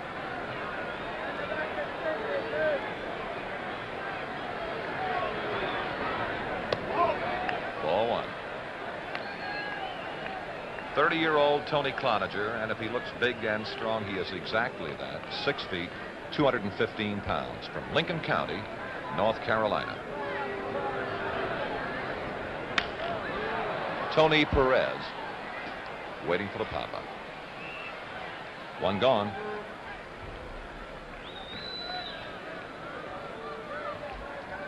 Baltimore left fielder Merv Rettenmund popped to short in the 1st. He singled to knock in the Orioles' 5th run in the 3rd inning. Baltimore 6 runs, 8 hits. Cincinnati 3 runs, 4 hits in this last half of the 5th inning.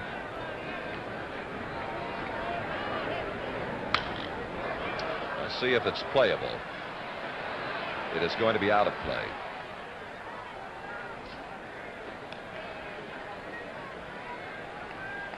In this World Series, now in Game 5, Tony Cloninger becomes the 16th pitcher used by Cincinnati.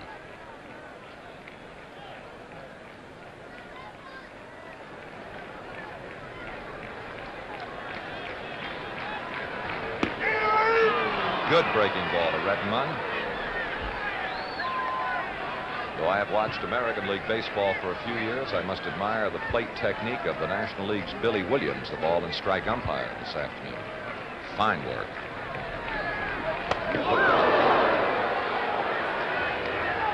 1-2.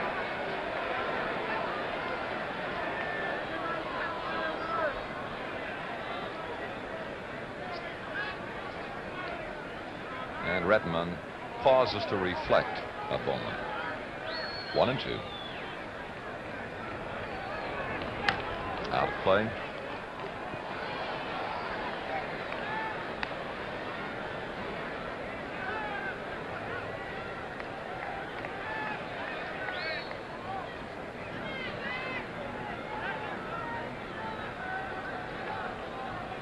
Cloninger, in 19 starts this year, did not pitch a complete game.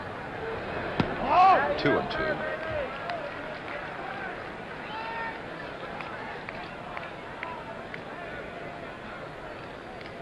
He was the starter in the third game of the playoffs against the Pittsburgh Pirates. Came out with no decision. And that'll make it 3-2 to Rettenmund.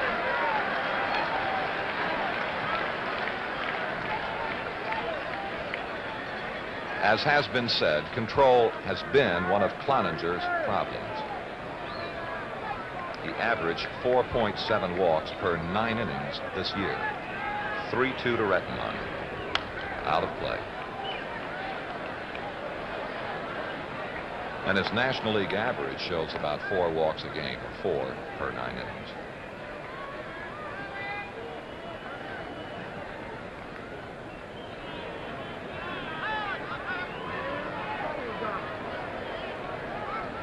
Again to Rettenmund. Out of play. As has been mentioned, Cloninger's best year in baseball, and what a year it was, 1965 with the Milwaukee Braves. He won 24 and lost 11. Since that time, his best year with the Atlanta team was in 1966, winning 14, losing 11. Right field, if it stays fair, it could be trouble. If it stays fair, it is. Fair ball, home run for Rettenmund.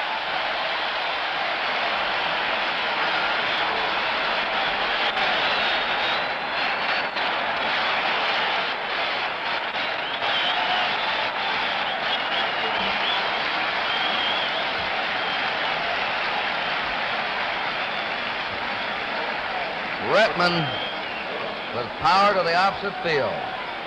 Watch Tony Cloninger's reaction after the bat meets the ball. Rettenmund hit 18 home runs as a part-time player this year. Cloninger looking up.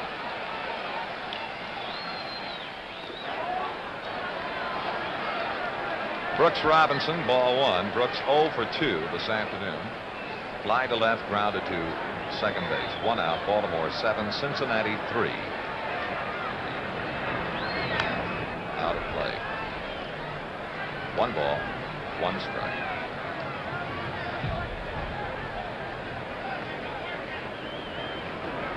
Cloninger gave us the first indication that that was going to go all the way. 1-2 to Brooks. The Orioles now have out-homered the Reds 10 home runs to 5 in this series.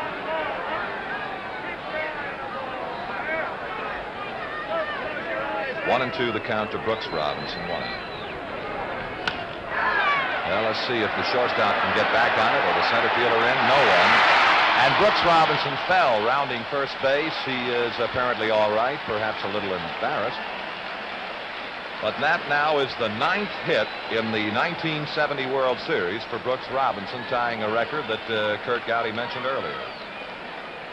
The last one to do it, Bobby Richardson, 1961.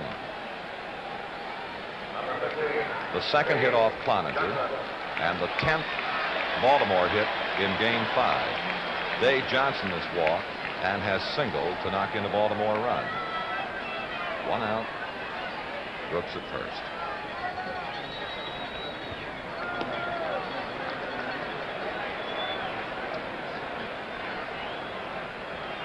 This is Ray Washburn in the Cincinnati bullpen. You ought to look at him over there. No, he just missed. Ball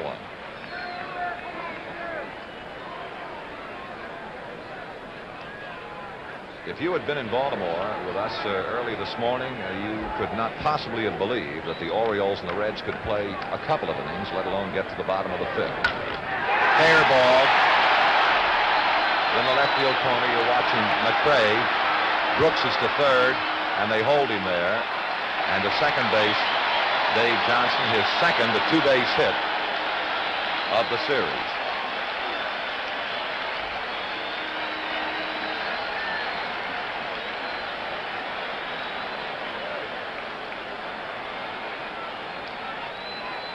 Cloninger got Powell on the pop-up to Perez at third, then Rettenmund homered, Robinson singled, Johnson doubled, and now Etchebarren with 1 out, runners second and third.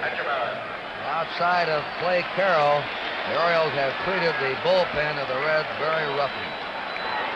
And the strategy, as you see by Cincinnati, intentional pass to Etchebarren.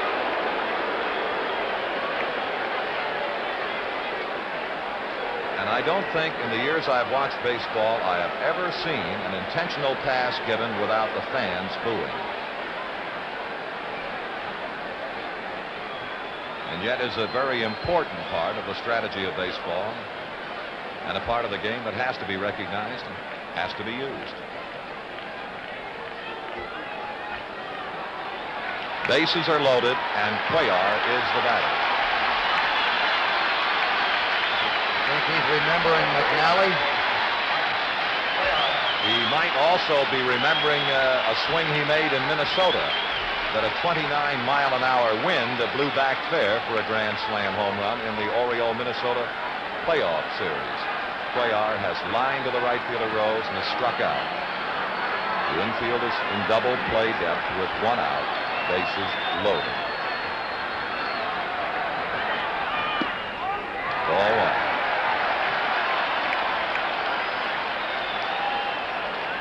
Here are the base runners. Look around.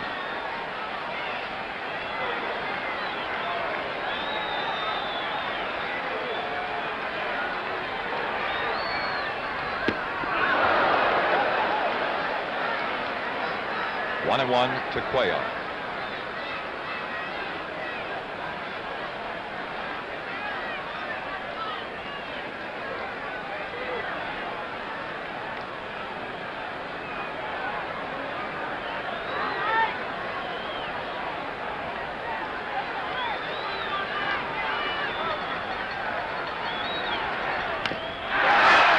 They might turn it to a double.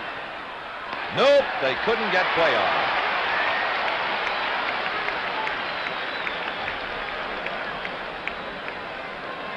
I was thinking ahead to that great throwing arm of Johnny Bench, and if anybody had a chance of getting 2 on that play, Bench did, but Cuellar reaches. Number 7. As the force is executed on Brooks Robinson at the plate, 2 out.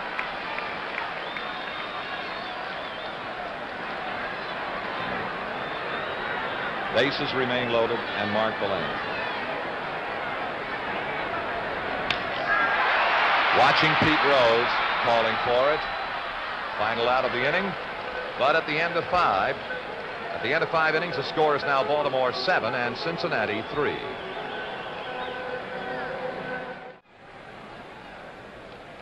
This is Linda Wareheim, who does this at the end of every 5 innings. Not that, but does dust off the base paths, and she gave third base coach Alex Granz.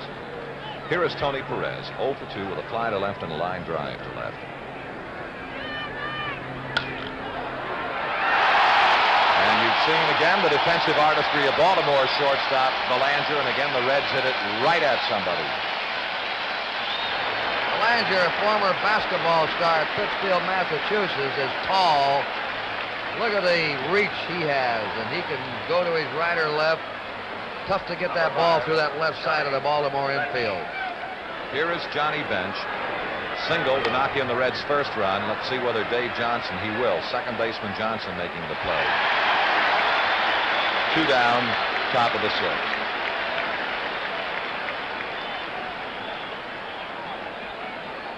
And had it not been for Baltimore defense, particularly Brooks Robinson, what a great World Series May would be having. He is still having an outstanding series, but it could be even better.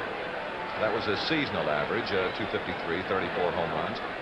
He is 1 for 2 this afternoon with a double, and came on hitting .429 in the series, and that's the Cuellar curve.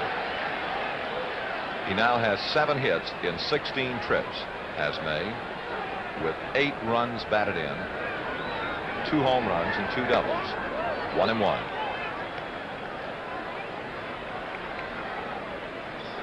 And if you take Brooks Robinson off third base, you can add more to the Lee May figures. 2 and 1. 2 out.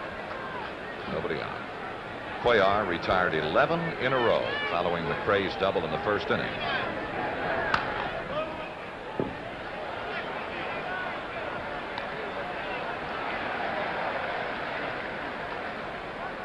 Well, here's a very interesting note again. The most runs batted in the 5-game World Series, 8 by Dan Murray of the A's in 1910.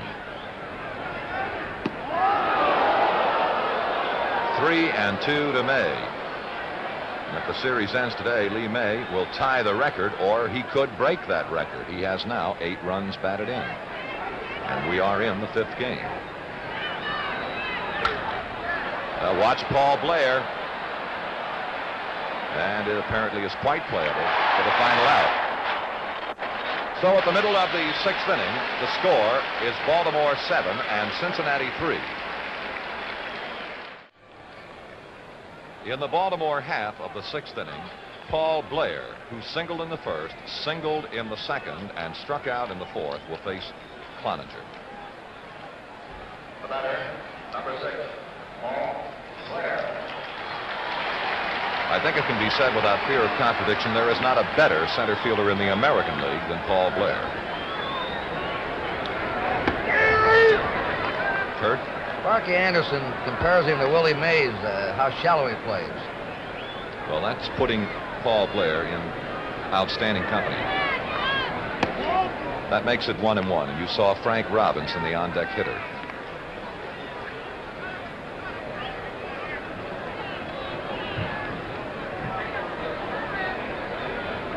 The 1-1 to Blair. No, just a bit high. 2 and 1.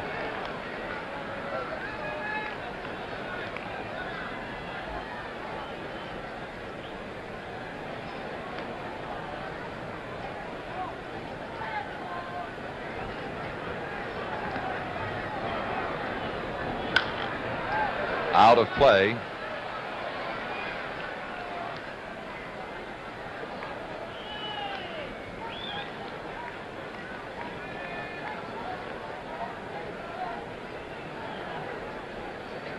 Baltimore with 7 runs, 11 hits. The Reds 3 runs on 4 hits. All 4 hits, all 3 runs in the first inning for Cincinnati. 3-2 to Blair.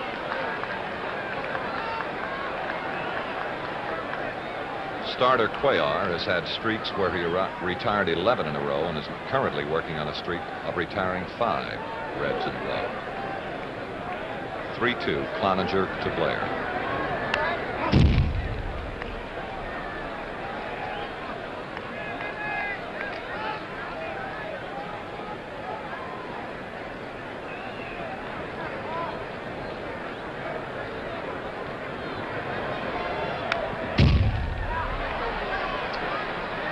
You're watching quite a battle as Cloninger is challenging Blair with the best he's got, that good fastball, and Blair is getting just a piece of it.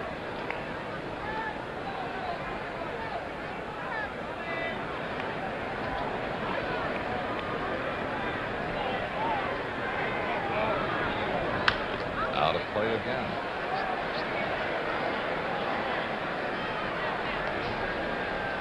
There is activity in Cincinnati's bullpen. Washburn is up again. And again a 3-2.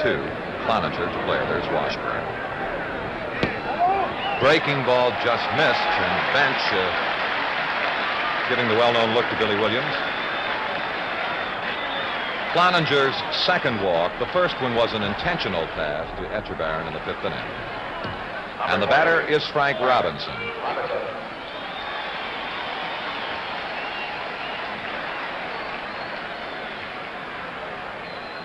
It was Frank who ignited the spark for Baltimore in the 1st inning after Cincinnati had tallied 3 times against Cuellar in the top of the 1st. Frank hit his 2nd World Series home run of 1970 to make it a 3-2 ball game in the 1st inning.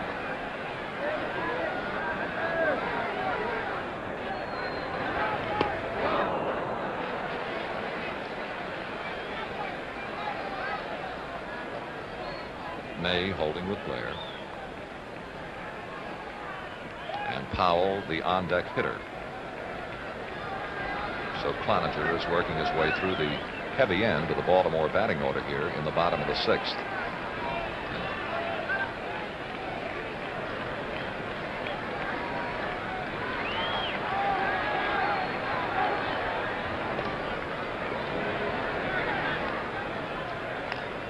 Frank has 6 lifetime World Series home runs, leads active major leaguers, tied for 11th in the all-time list of home run hitters. You can see that Cloninger is more than a bit concerned with the lead of Blair at first base.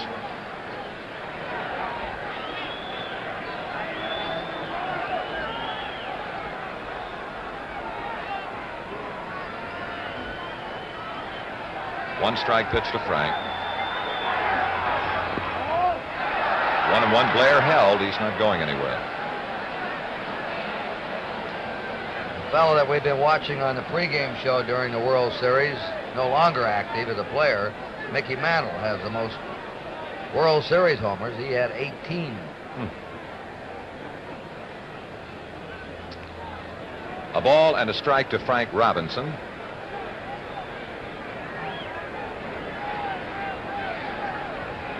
This will be a 1-1 pitch. And that's a good look at the lead of Blair at first. Out of play.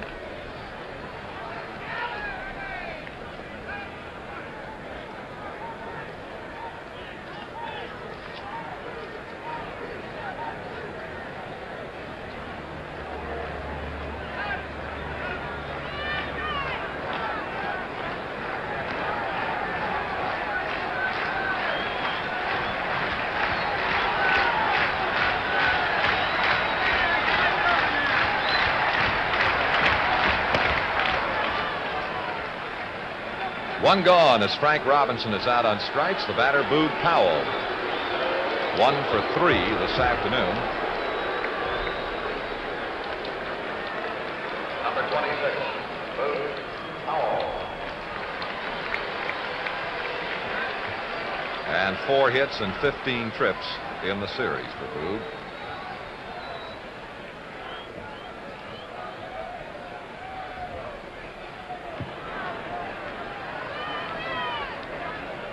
May is still holding with Blair at first base. Watching Blair on his way to third. The throw will be to second base. And Powell has his second hit of this game, number 5.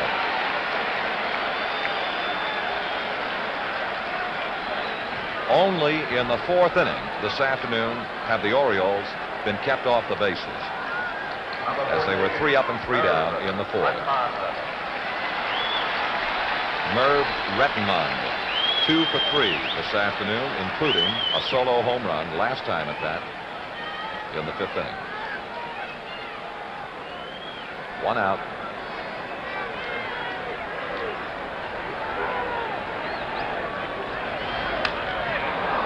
And Perez may have a play. 2 down now.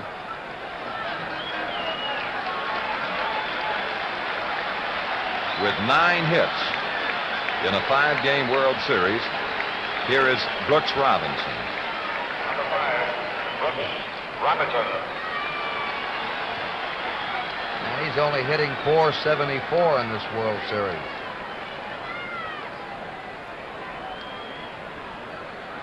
Blair third, Powell first. May does not hold with Powell.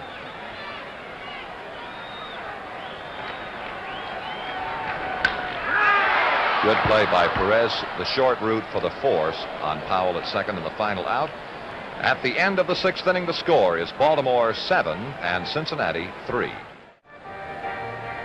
In the event the World Series is over on Sunday, NBC will present NFL football, 1 o'clock Eastern Daylight Time, Baltimore at New York, Miami at Buffalo. 2 o'clock it'll be San Diego at Chicago. 4 o'clock Kansas City at Cincinnati, Pittsburgh at Houston. For the game in your area, consult your paper for the listing. NFL football on NBC this Sunday if the World Series is over.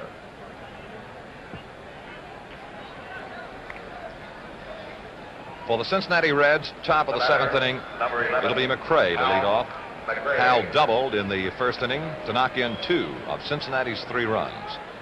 Pop to the shortstop in the 4th. Ball 1.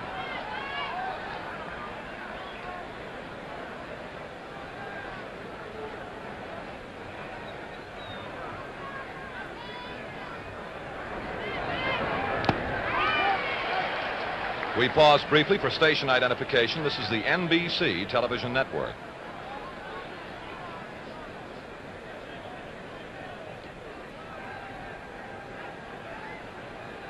One pitch, Cuellar to McCray. Ball 2.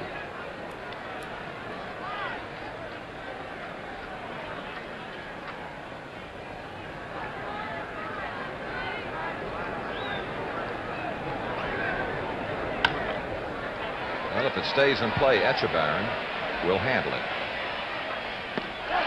1 away.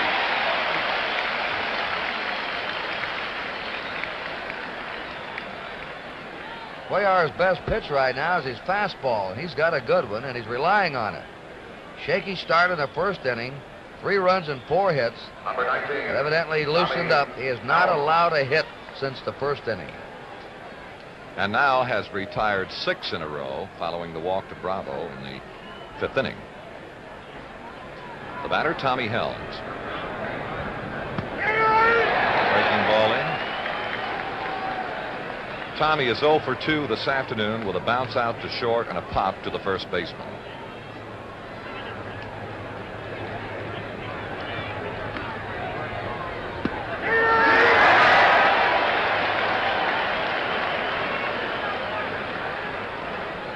Washburn in the Cincinnati bullpen. 2-strike pitch to Helms. Foul ball.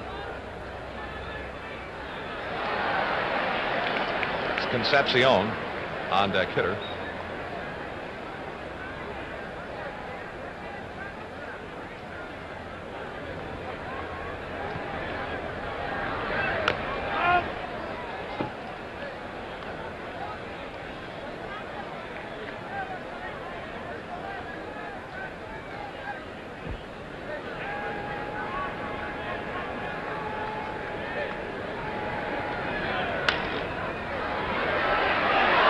The glove of Dave Johnson, and we'll see what the official scorer rules. Base hit or error.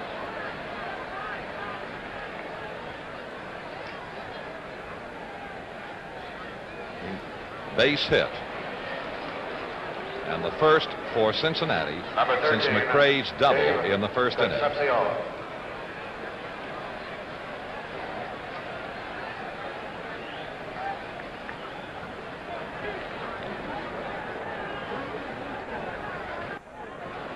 Here is Concepcion, who has popped to second and bounced to short.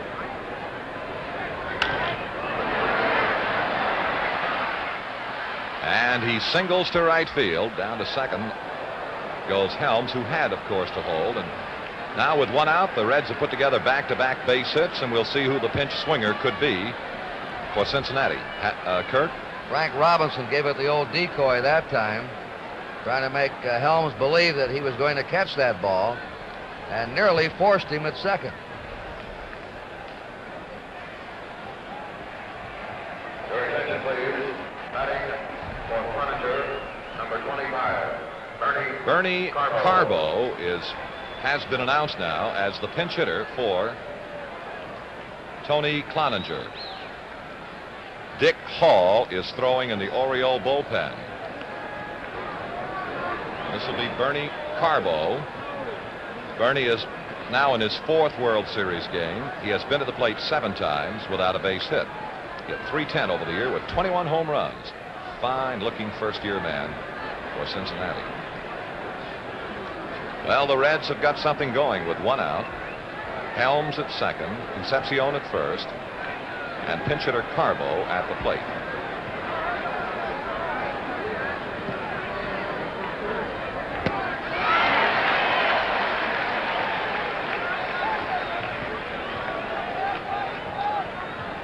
Frank Robinson was the man who nicknamed Oriole left-hander Cuellar Crazy Horse because of that magnificent countenance. Cuellar, 1, 2, double play, and the Orioles are out of the inning. At the middle of the 7th inning, the score continues: Baltimore 7 and Cincinnati 3.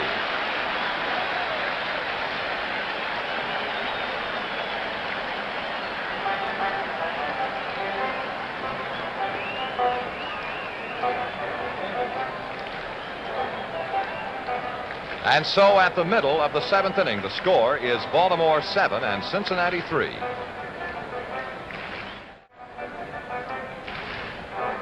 And now let's go downstairs to Tony Kubek. With me down on the field, one of the all-time great third baseman's wives, Mrs. Brooks Robinson. And Connie, I think we're going to be driving a new Dodge around after this World Series. He looks like he's heading for that MVP. Maybe. I don't know. He's having a heck of a series. Is he always that easygoing as he is on the field? Always. Never hollers at the kids, are you? Not too often. Nice talking to you, Connie. Real pleasure. Let's go back upstairs.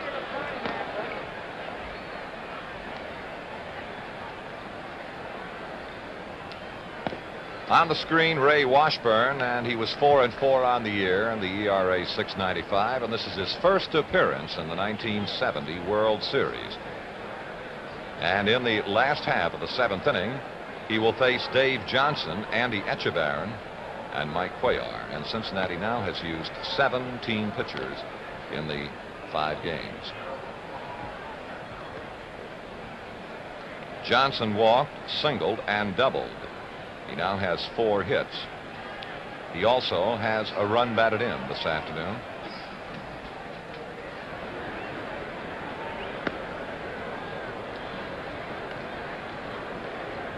Ray Washburn makes his home in Kirkland, Washington, 32 years old. It's for the Cardinals in the 1967 and in the 68 World Series. Had a 1-1 record.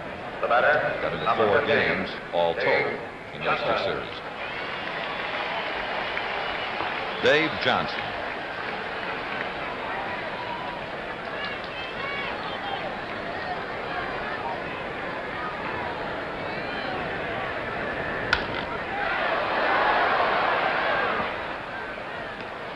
One away.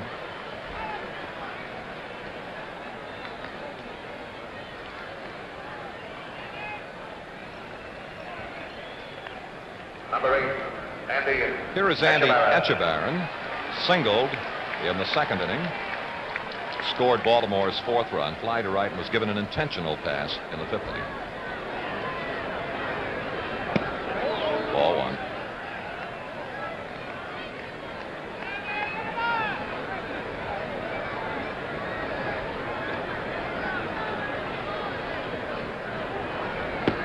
Ball 2.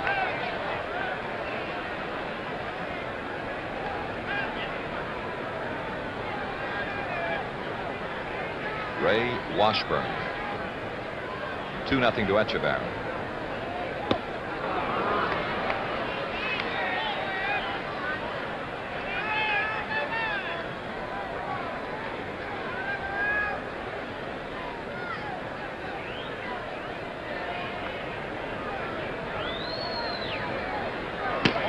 Three and 1 to Etchebarren.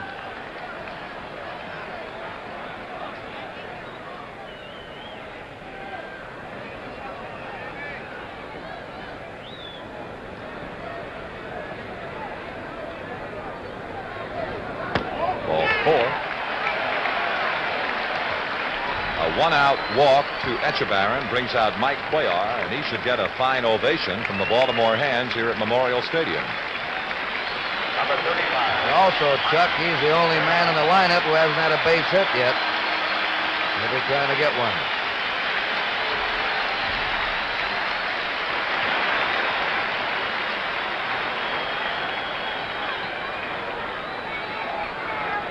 Quite an interesting story right there. Defeated every team he faced in the American League 69-70. Every team in the league.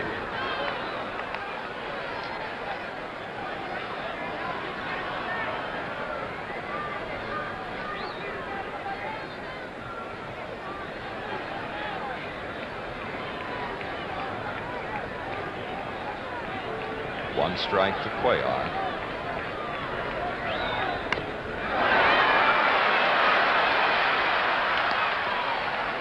And he's got the sacrificing Cuellar, advancing Echebarren to second. 2 out, and Mark Belanger. Cuellar, McNally, and Clyde Wright of the Angels defeated all of their opponents in the American League this year. In '69, Cuellar and Palmer had the same success, defeating all other clubs in the American League at least once. Belanger has 1 hit in 4 trips this afternoon, but it knocked in a run for Baltimore in the second inning.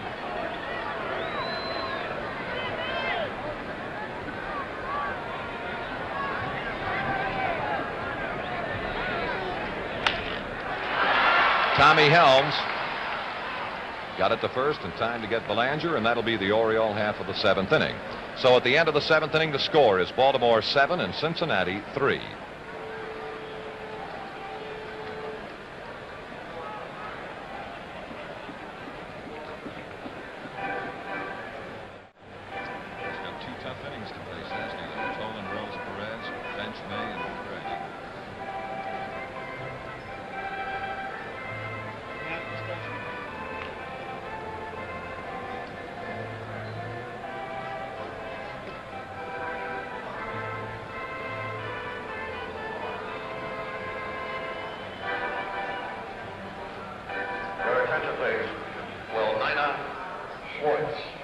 Please report to the Oriole office at once.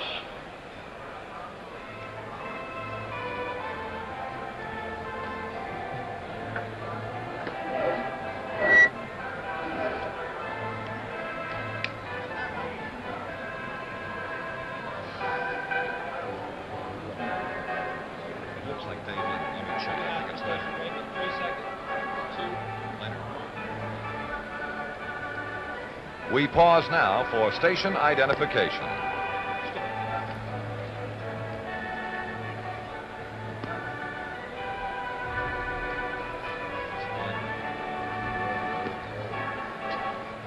What's the difference? What's the difference?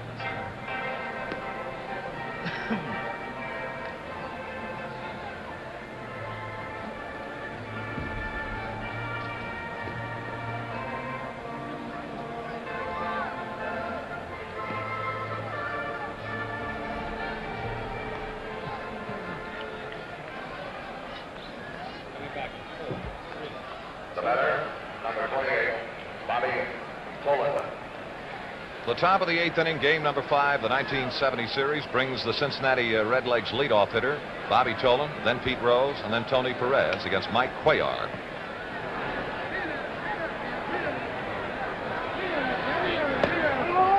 Did he or did he? He did not. It is a ball 1.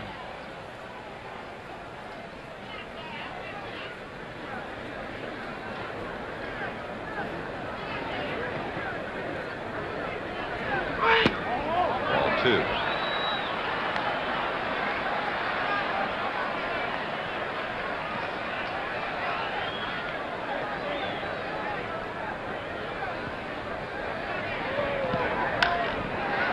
Now Blair is coming on in center field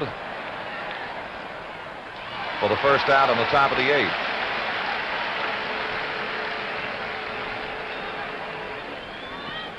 And now Pete Rose doubled in the Cincinnati first, scored the first run. Since then, grounded a second fly to right.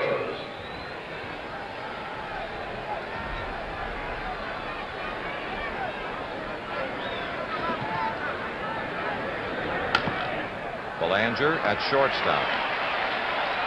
2 gone in the 8th, and the applause gets a little louder with every out now. Here is Perez. Fly to left, line to left, and Belanger made a great leaping catch to take a base hit away from him in the 6th inning. Right-handed Dick Hall, left-handed Pete Rickard are working in the Baltimore bullpen. 2 out and an on. Hard slider, ball 1.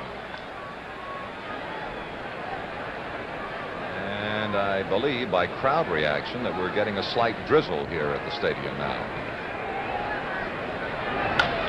Opting up, middle of the infield, who will make the play? Belanger is calling for it. Belanger will make the play. 3 up, 3 down in 1-2-3 order. So at the middle of the 8th inning, the score is Baltimore 7 and Cincinnati 3.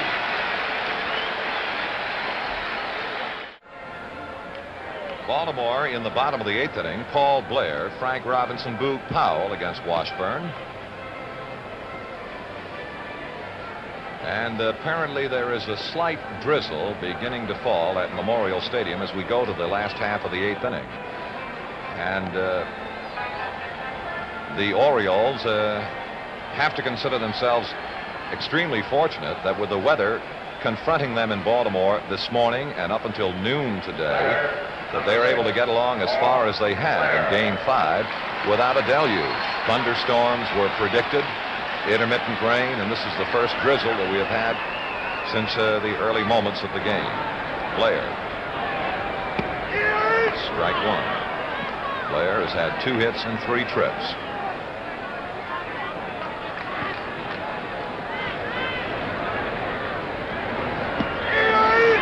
Good curveball from Washburn. 2 strikes now.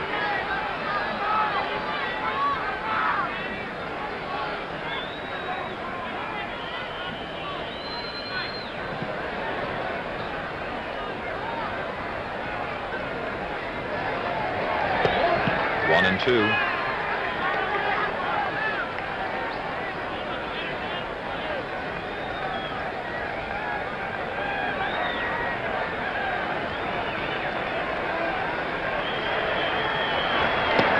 Two and 2.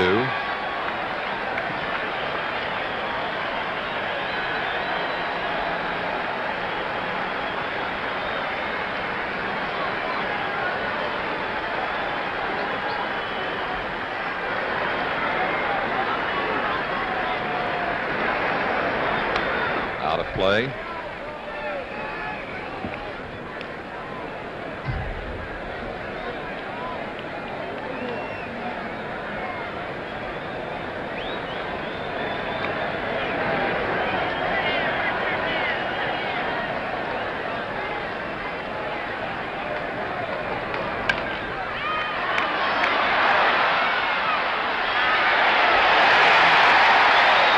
Safe is the call, and Blair will reach on an infield base hit.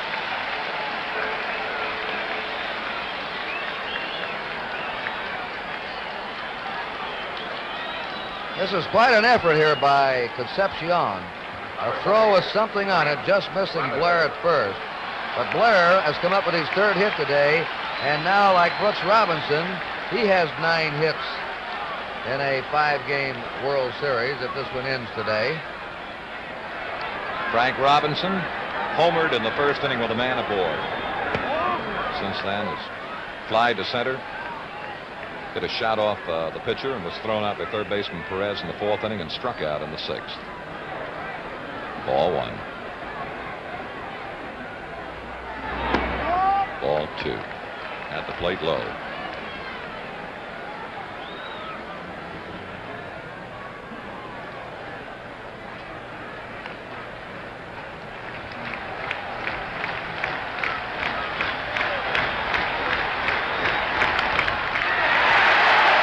Robinson to right field. Blair will hold at second.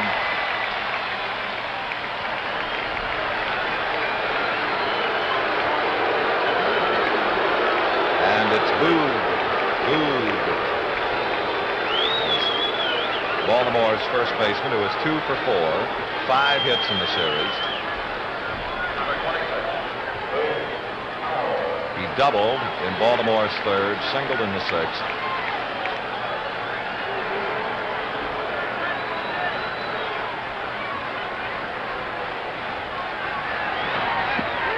Good curve from Washburn. Strike one.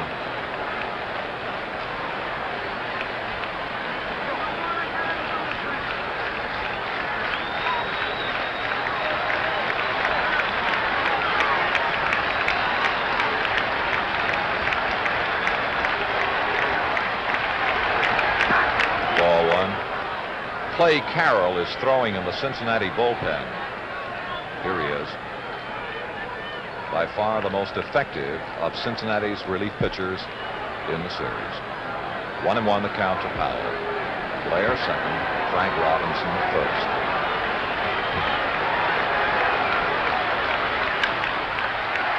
Lee May is in trouble.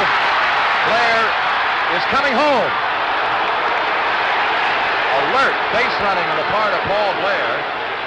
Checks in Baltimore's 8th run.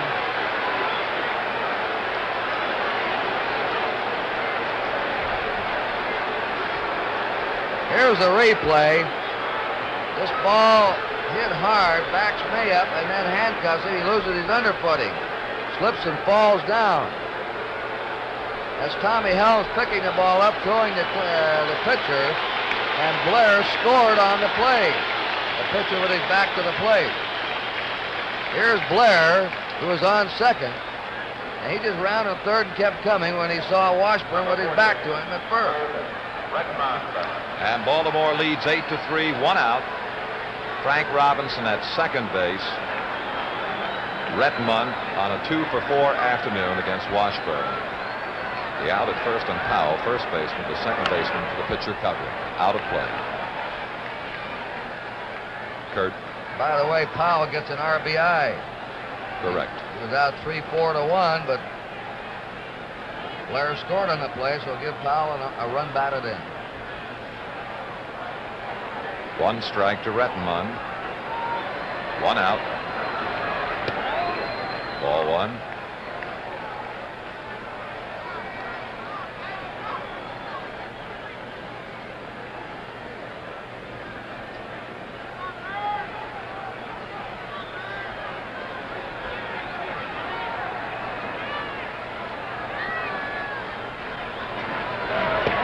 Ball two.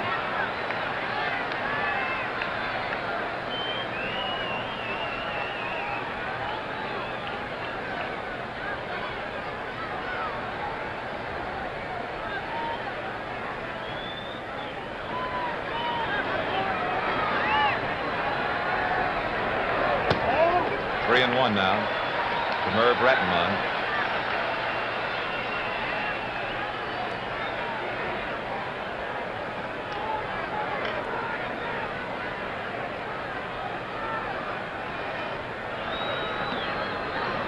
Frank Robinson, the runner at second.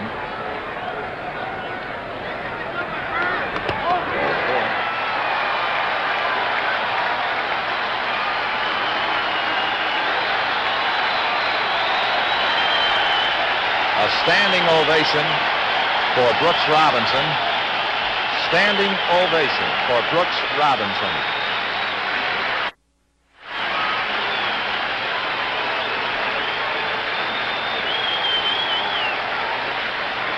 We're going to bring Clay Carroll on. Brooks Robinson has a chance, if this series ends today, if he gets a base hit to break the all-time record for most hits in a 5-game series.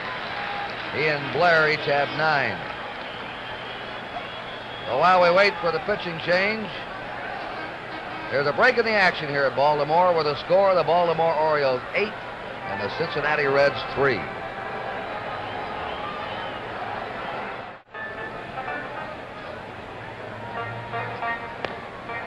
And now we go down to Tony Kubek. I'm seated with Mr. Joe Cronin, president of the American League. And Mr. Cronin, this has got to be one of the finest teams to represent your league in many a year. Tony, the American League's really proud of this great ball club. It reminds you of the great Yankee teams of old. They have the defense, they have the fine pitching, they have a bullpen, and a great defensive team, as you've always said. And with the punch. as a fine ex-shortstop in the Hall of Fame himself.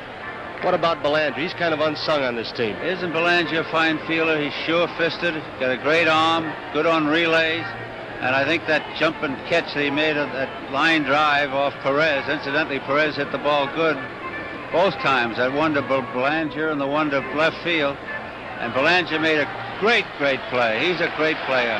Mr. Joe Cronin, thank you so much. Let's go back upstairs. Thank you, Tony.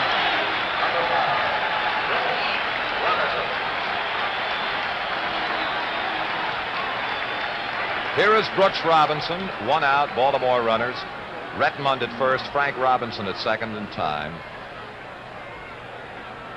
Clay Carroll, and he has been truly magnificent for Cincinnati in the 1970 series.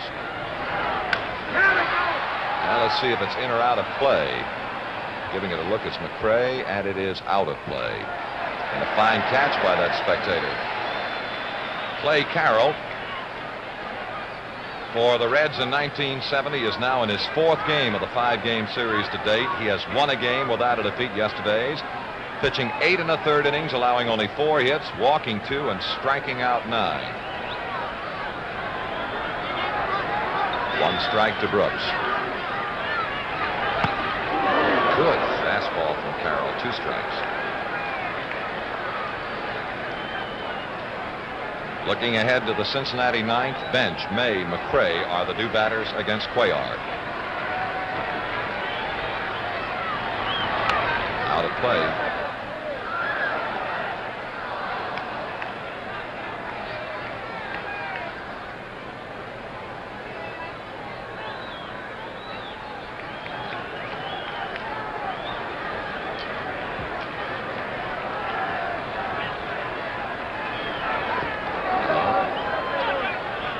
One ball, 2 strikes.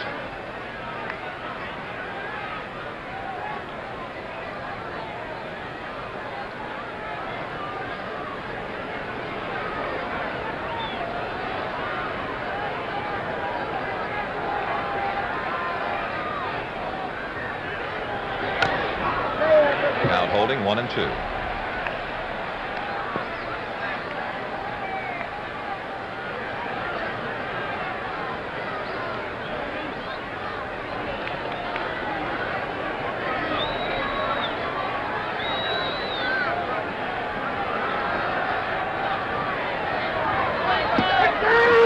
Good pitch from Clay Carroll, and Brooks Robinson is a looking strikeout victim and is still rewarded with a standing ovation as he heads for the Baltimore dugout. They're getting up behind the dugout. And this most popular of all to wear the uniform of a Baltimore Oriole, if the series ends today, you can use all of the superlatives you can think of, and it would describe his play in this series. Here's Dave Johnson. 2 out now. Retmund first, Frank second.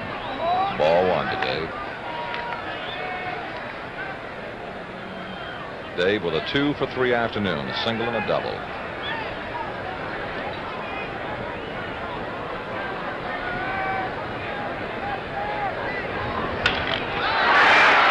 Baltimore continues. Frank Robinson around third. And he scores run number 9.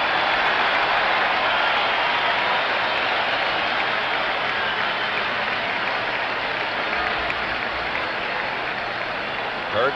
We're talking about all these other Orioles. Here's a very underrated player, Dave Johnson. And now Andy Etchebarren. Number 8, Andy Etchebarren. Andy has singled, flied to right, and walked twice. One of those times intentionally.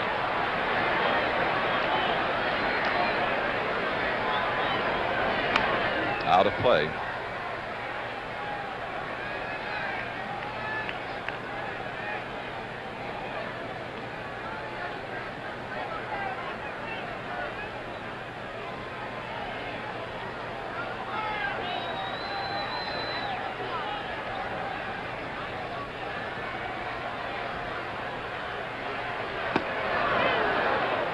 Two strikes to Etchebarren.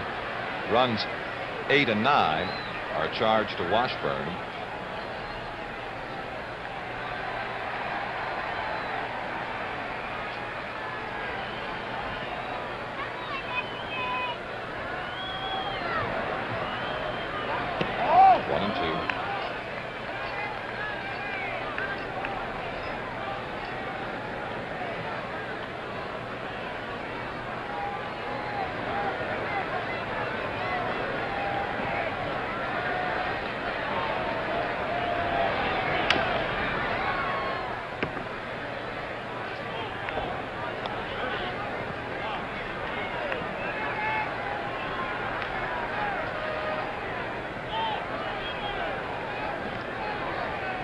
In the Baltimore bullpen, the right-hander Hall, the left-hander Rickard. Rickard way to the right side of the picture.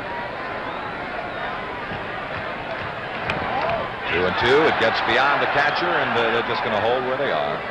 No advance. 2 out in the inning, and 2-2 now the count to Etchebarren. Again, I point to the Cincinnati ninth inning. 2 batters, Bench, May, and McCray.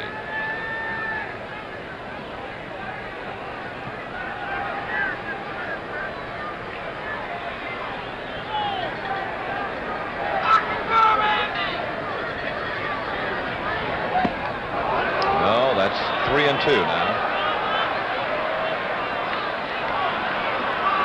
Whoops, now it is called a strike, and that Etchebarren committed himself, and the inning is over.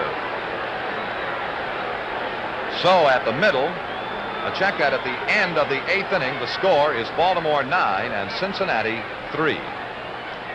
Well, the Reds are up in the 9th inning now. Johnny Bench, 1 hit in 3 times. Mike Cuellar is inside. Cuellar gave up 4 hits and 3 runs.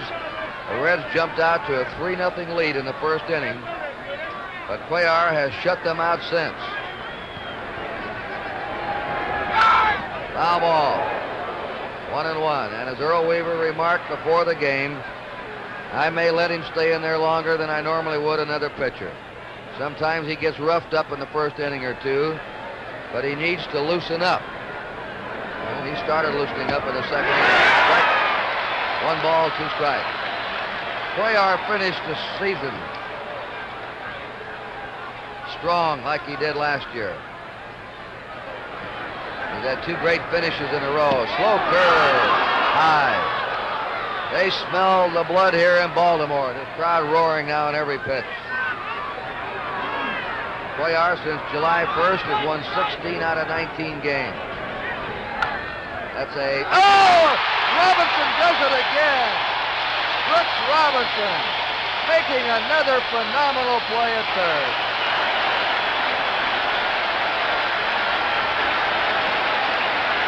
Here it is. You watch it. We're getting used to seeing this. Diving, taking it in foul territory. It's been a baseball ballet at third base in the 73rd. A long drive foul by Lee May. And Robinson has already been named the winner of the 16th Annual Sport Magazine World Series Award as the outstanding player in the 70 series. No question about it. Strike 2 to Lee May, who's been the top player for the Reds. Lee May deserves a lot of credit. He's had a great series.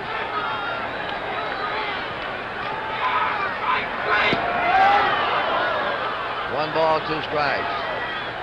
3 of these games have been by 1 run in this series.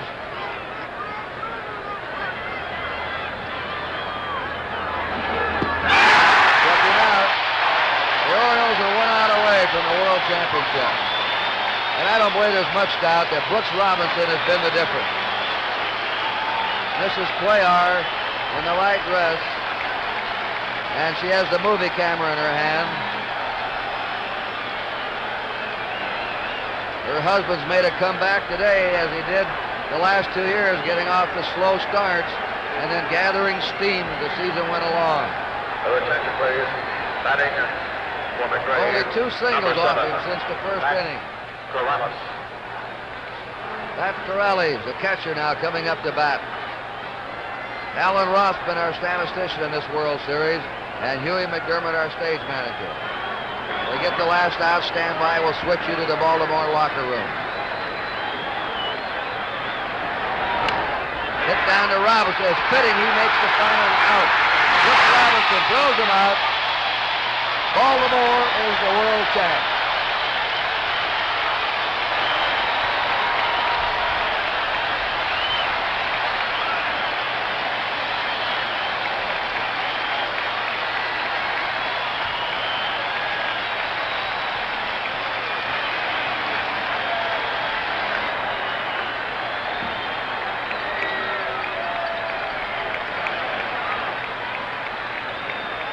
The Reds were murderous against left-handed pitching this year, but McNally and Cuellar have defeated them in the World Series.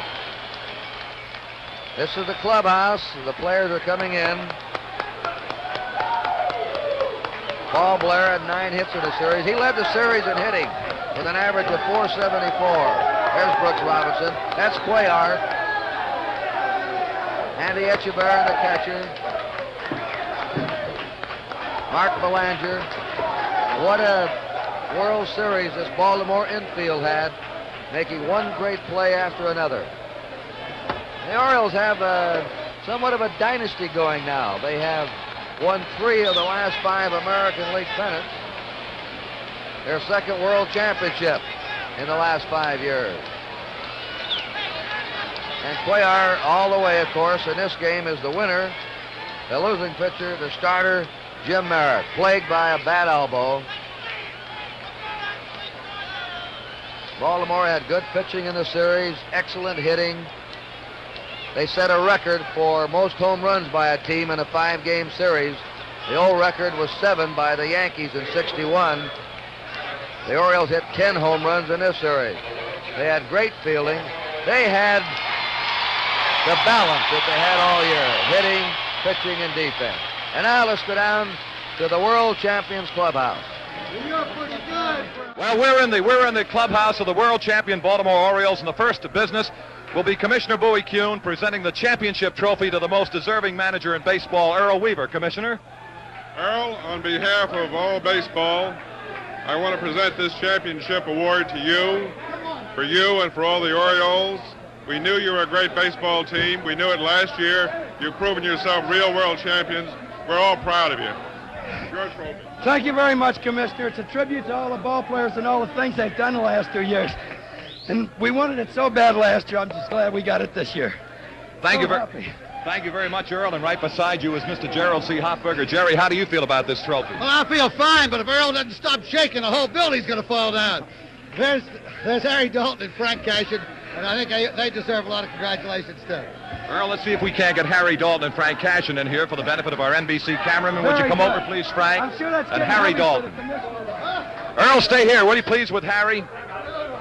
Thank you very much.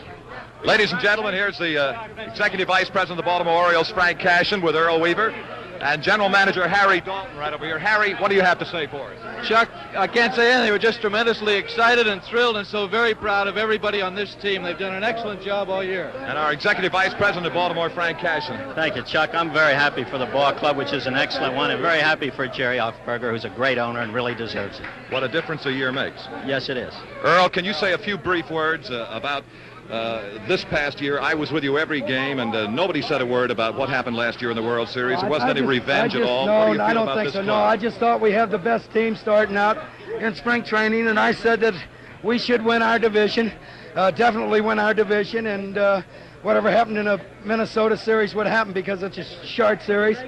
And the same with the World Series, but we wanted it all, if we could possibly get it. Is this club better this year than the '69 club? I don't know. I really don't know. People have been asking me that, and I just can't answer. Earl, I know where you want to be, out with your men. Go ahead. Congratulations again, Earl Weaver. Thank you very much. And we'll see if we can't get somebody. Hey, here he is. Here is the winning pitcher in the deciding game of the 1970 World Series, Mike Cuellar. Mike, I'll not ask questions. Anything you care to say for the NBC worldwide television audience? Oh, well, like I said, I'm so excited now. We're getting, real happy now with the guys over here. With all the teammates do the job over here. Beautiful. Well, we heard about stiffness in the shoulder and not feeling too well prior to the game. Would you comment on that, please? Yeah, yesterday I feel a little bit, on the shoulder. A little hurt. What about a hip? No, I just try to concentrate on the pitching today. Okay. Mike Cuellar, this has to be for you the biggest moment in baseball. This is the biggest moment in baseball for me. And there's only one thing you'd like to do, and that would be repeat it again next year, correct? I hope so. We're going to try hard. We're going to try hard. Mike Cuellar, thank you very much. And let's bring in Brooks Robinson right over here. Brooks, would you come over here, please? Here is Brooks Robinson, and Brooks, everyone tells me that you're going to be the player of the 1970 World Series. Any comments? I'm just glad it's over. It was a great series, and things just really broke great for me. And I tell you, it took 25 of us, and this group worked together and played together and all year, and it's great to be number one. Brooks, you've been with this organization a long time. Are there any differences, any changes that have come along in developing of the ball club that you think have perhaps highlighted the success they enjoy this afternoon? Well, I tell you, getting Frank Robinson in '66 really put us over the hump. We were a good ball club. That made us the best around for a while, and I just hope we can. I'm going to enjoy it for a whole year, and in spring training we start all over again even. Well, it's great to win. It's the only thing as far as Baltimore is concerned, but you did play a very fine baseball team in Cincinnati, and I'm sure the people would like to hear your comments on those Reds. Well, we certainly respected them quite a bit. We caught them kind of short-handed without their best pitcher the first of the year, Simpson, and of course Merritt. He certainly wasn't himself today. He pitched against us in this league, and he just wasn't throwing. I know he had a bad elbow, and that was the big thing. I felt like we were going to score on their ball club, and if we kept them from breaking it wide open, well, we'd be in good shape. Brooks, congratulations. Everyone has enjoyed the great success that you have had in this 1970 series. And speaking of gentlemen, we have one trying to move into our picture. If you'll come right in right now. Sparky Anderson, the manager of the Cincinnati Reds. I just want to say the best ball club won, and I'd like to say that I hope the writers now give Earl Weaver what he deserves. This guy, somebody ought to shoot him. Nice going, man. Sparky Anderson, ladies and gentlemen, the manager of the Cincinnati Reds, and what a great tribute from a fine gentleman, Sparky Anderson, to come over to the Winners Clubhouse and congratulate Brooks Robinson and manager Earl Weaver, and of course the Baltimore Orioles, who are in the midst of a very fine celebration. We're looking around for Tony Kubek to see if Tony has another one of the Orioles that he'll be bringing up here for us, and we'll be happy to talk to any and every one that Tony will bring up here. Here on the way up right now. Hold on, before we continue with more player interviews, let's go right upstairs for one moment. Game 5 of this 1970 World Series has been brought to you by Gillette Platinum Plus, double edge or injector for the shave you've always wanted, and more. By Salem Filter Cigarettes, take a puff, it's springtime. And by Chrysler Corporation, extra care in engineering. Your host today, your local Chrysler Plymouth dealer. And let's go right back now to the Baltimore clubhouse. And with me is a fellow that the Baltimore Orioles call the Blade, Mark Belanger. Mark, there couldn't be a greater moment in your baseball career. No, this is the greatest moment of my life. I'm so happy. I like to cry. I really do. What was the effect of yesterday's Cincinnati Red victory on this clubhouse yesterday afternoon? Well, we figured that we got 3 wins and they got 1, and I think we'd rather be in that spot than 1 and 3, just like they were. So we just bounced back today and said, let's go get them today, and this is what we did. And it was well accomplished. You played an outstanding brand of defensive ball, but it sounds strange to keep saying that, even though the Orioles perhaps made more errors than the Reds did in the series. Well, I'll tell you, that guy over third base there, he's not too bad. Not too bad. It's a pretty nice compliment for Brooks Robinson, of course. And Mark, we congratulate you. And I look over my shoulder, and you mentioned Frank Robinson, and if you'll pardon me a moment, we'll go to Frank.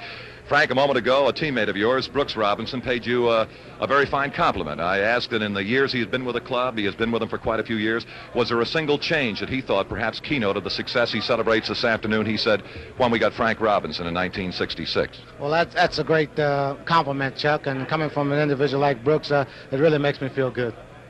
Frank, we'd just like to hear a few of your thoughts about this 1970 series, if you perhaps during the series you reflected on 69. Well, we did, Chuck. I think we reflected on 69 all this year, actually, without really saying it. I think the fellas all went along, dedicated themselves, and said we were going to spring training to get ourselves in the best possible shape. We got ourselves mentally fit for this year. We were going to win the championship this year in the American League and get another shot in the series, and just go out there and come out on the winning end. And we didn't have the rah-rah thing about it. Each individual did it in spring training, got themselves in shape, and went out and did it on the field. Sparky Anderson stepped in here a moment ago and said something I felt needed to be said.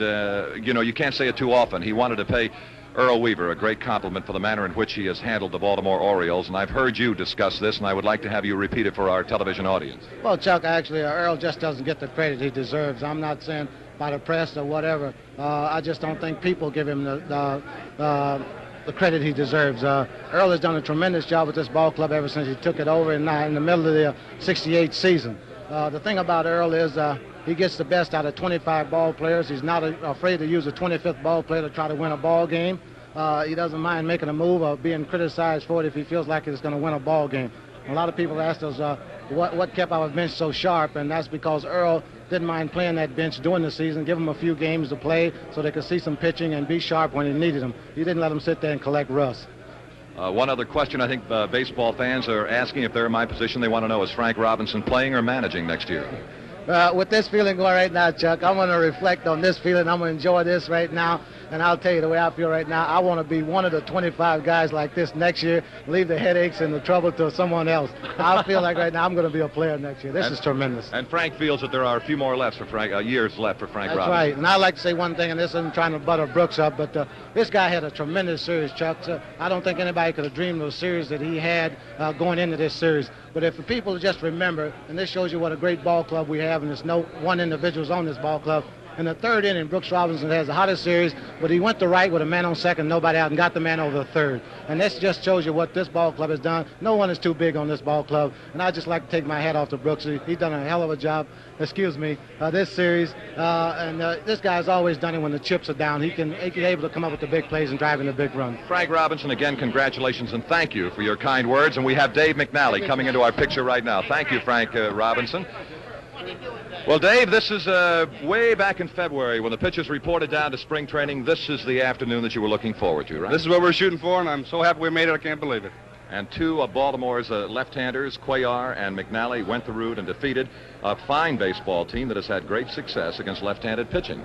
Well, Chuck, they're an excellent hitting ball club and a real good ball club all around, and I was very happy and fortunate to beat them in the series, but I wouldn't want to pitch against them for a living. I understand. Dave, without, really speaking out of school, the Baltimore scouts that looked at the Cincinnati Red Ball Club, would you comment on the information they made available to you? Well, they did an excellent job of scouting the Cincinnati players, and almost any time we got the ball where they told us to get it, we made outs, but we made some mistakes, and they jumped on them. But another fine ball club. And Dave McNally, you're headed for a winter of golf. Is that correct? A winter of golf and relaxation. But a little bit of a celebration prior to the golf. I think we might find room for a party somewhere. Dave, improve that swing of yours. I think they'd like to see another Grand Slam home run. Okay, thank you, Chuck. Thank you, Dave McNally. And here's a young fellow that you speak of courageous athletes. I'd like to introduce the Baltimore bat boy. This is Jay Mazzone. And Jay, this, just say whatever you'd like to right now. This is the greatest bunch of guys in the world. Couldn't have anybody better. Thanks, Chuck.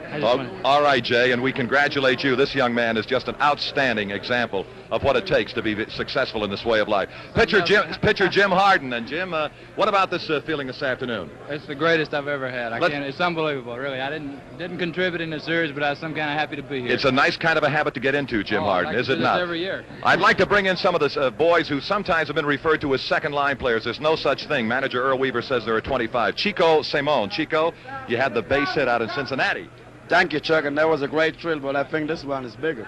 And right alongside of Chico is Marcelino Lopez. Come on in here, Marcy. You came in to pitch to a left-handed hitter and did your job in Cincinnati. Well, that's the greatest moment of my life. I was hurt for 2 years. I never thought I was going to see this before. I feel so grateful. I don't have a word to say. This one is it. I know I didn't see my mother for 10 years, probably watching me on TV now. I like to say hello, and I'm all right. This is a great moment in my life, and I hope next year we do it again. Bless you, Marcelino, and we do hope that your mother has seen you this afternoon.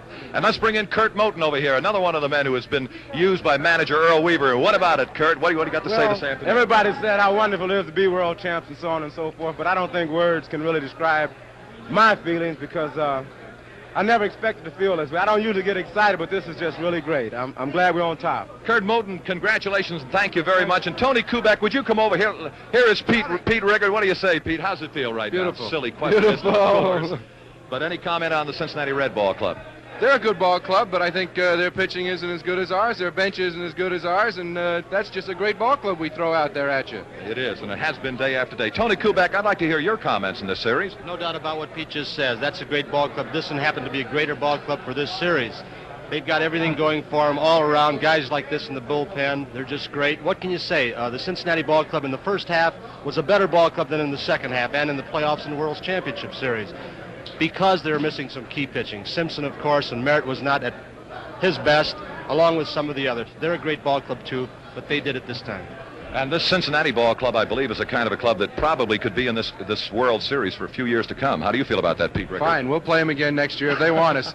We'll be there. Pete, Mickey Manlin, one of our pregame interviews with him a couple of days ago, said that these same two teams, a prediction for the future, will be in the World Series again next year. I don't know if he's going to be right, but it's got a good chance. Well, I got to feel it's the same game, the same series, same script. That'll be fine with me.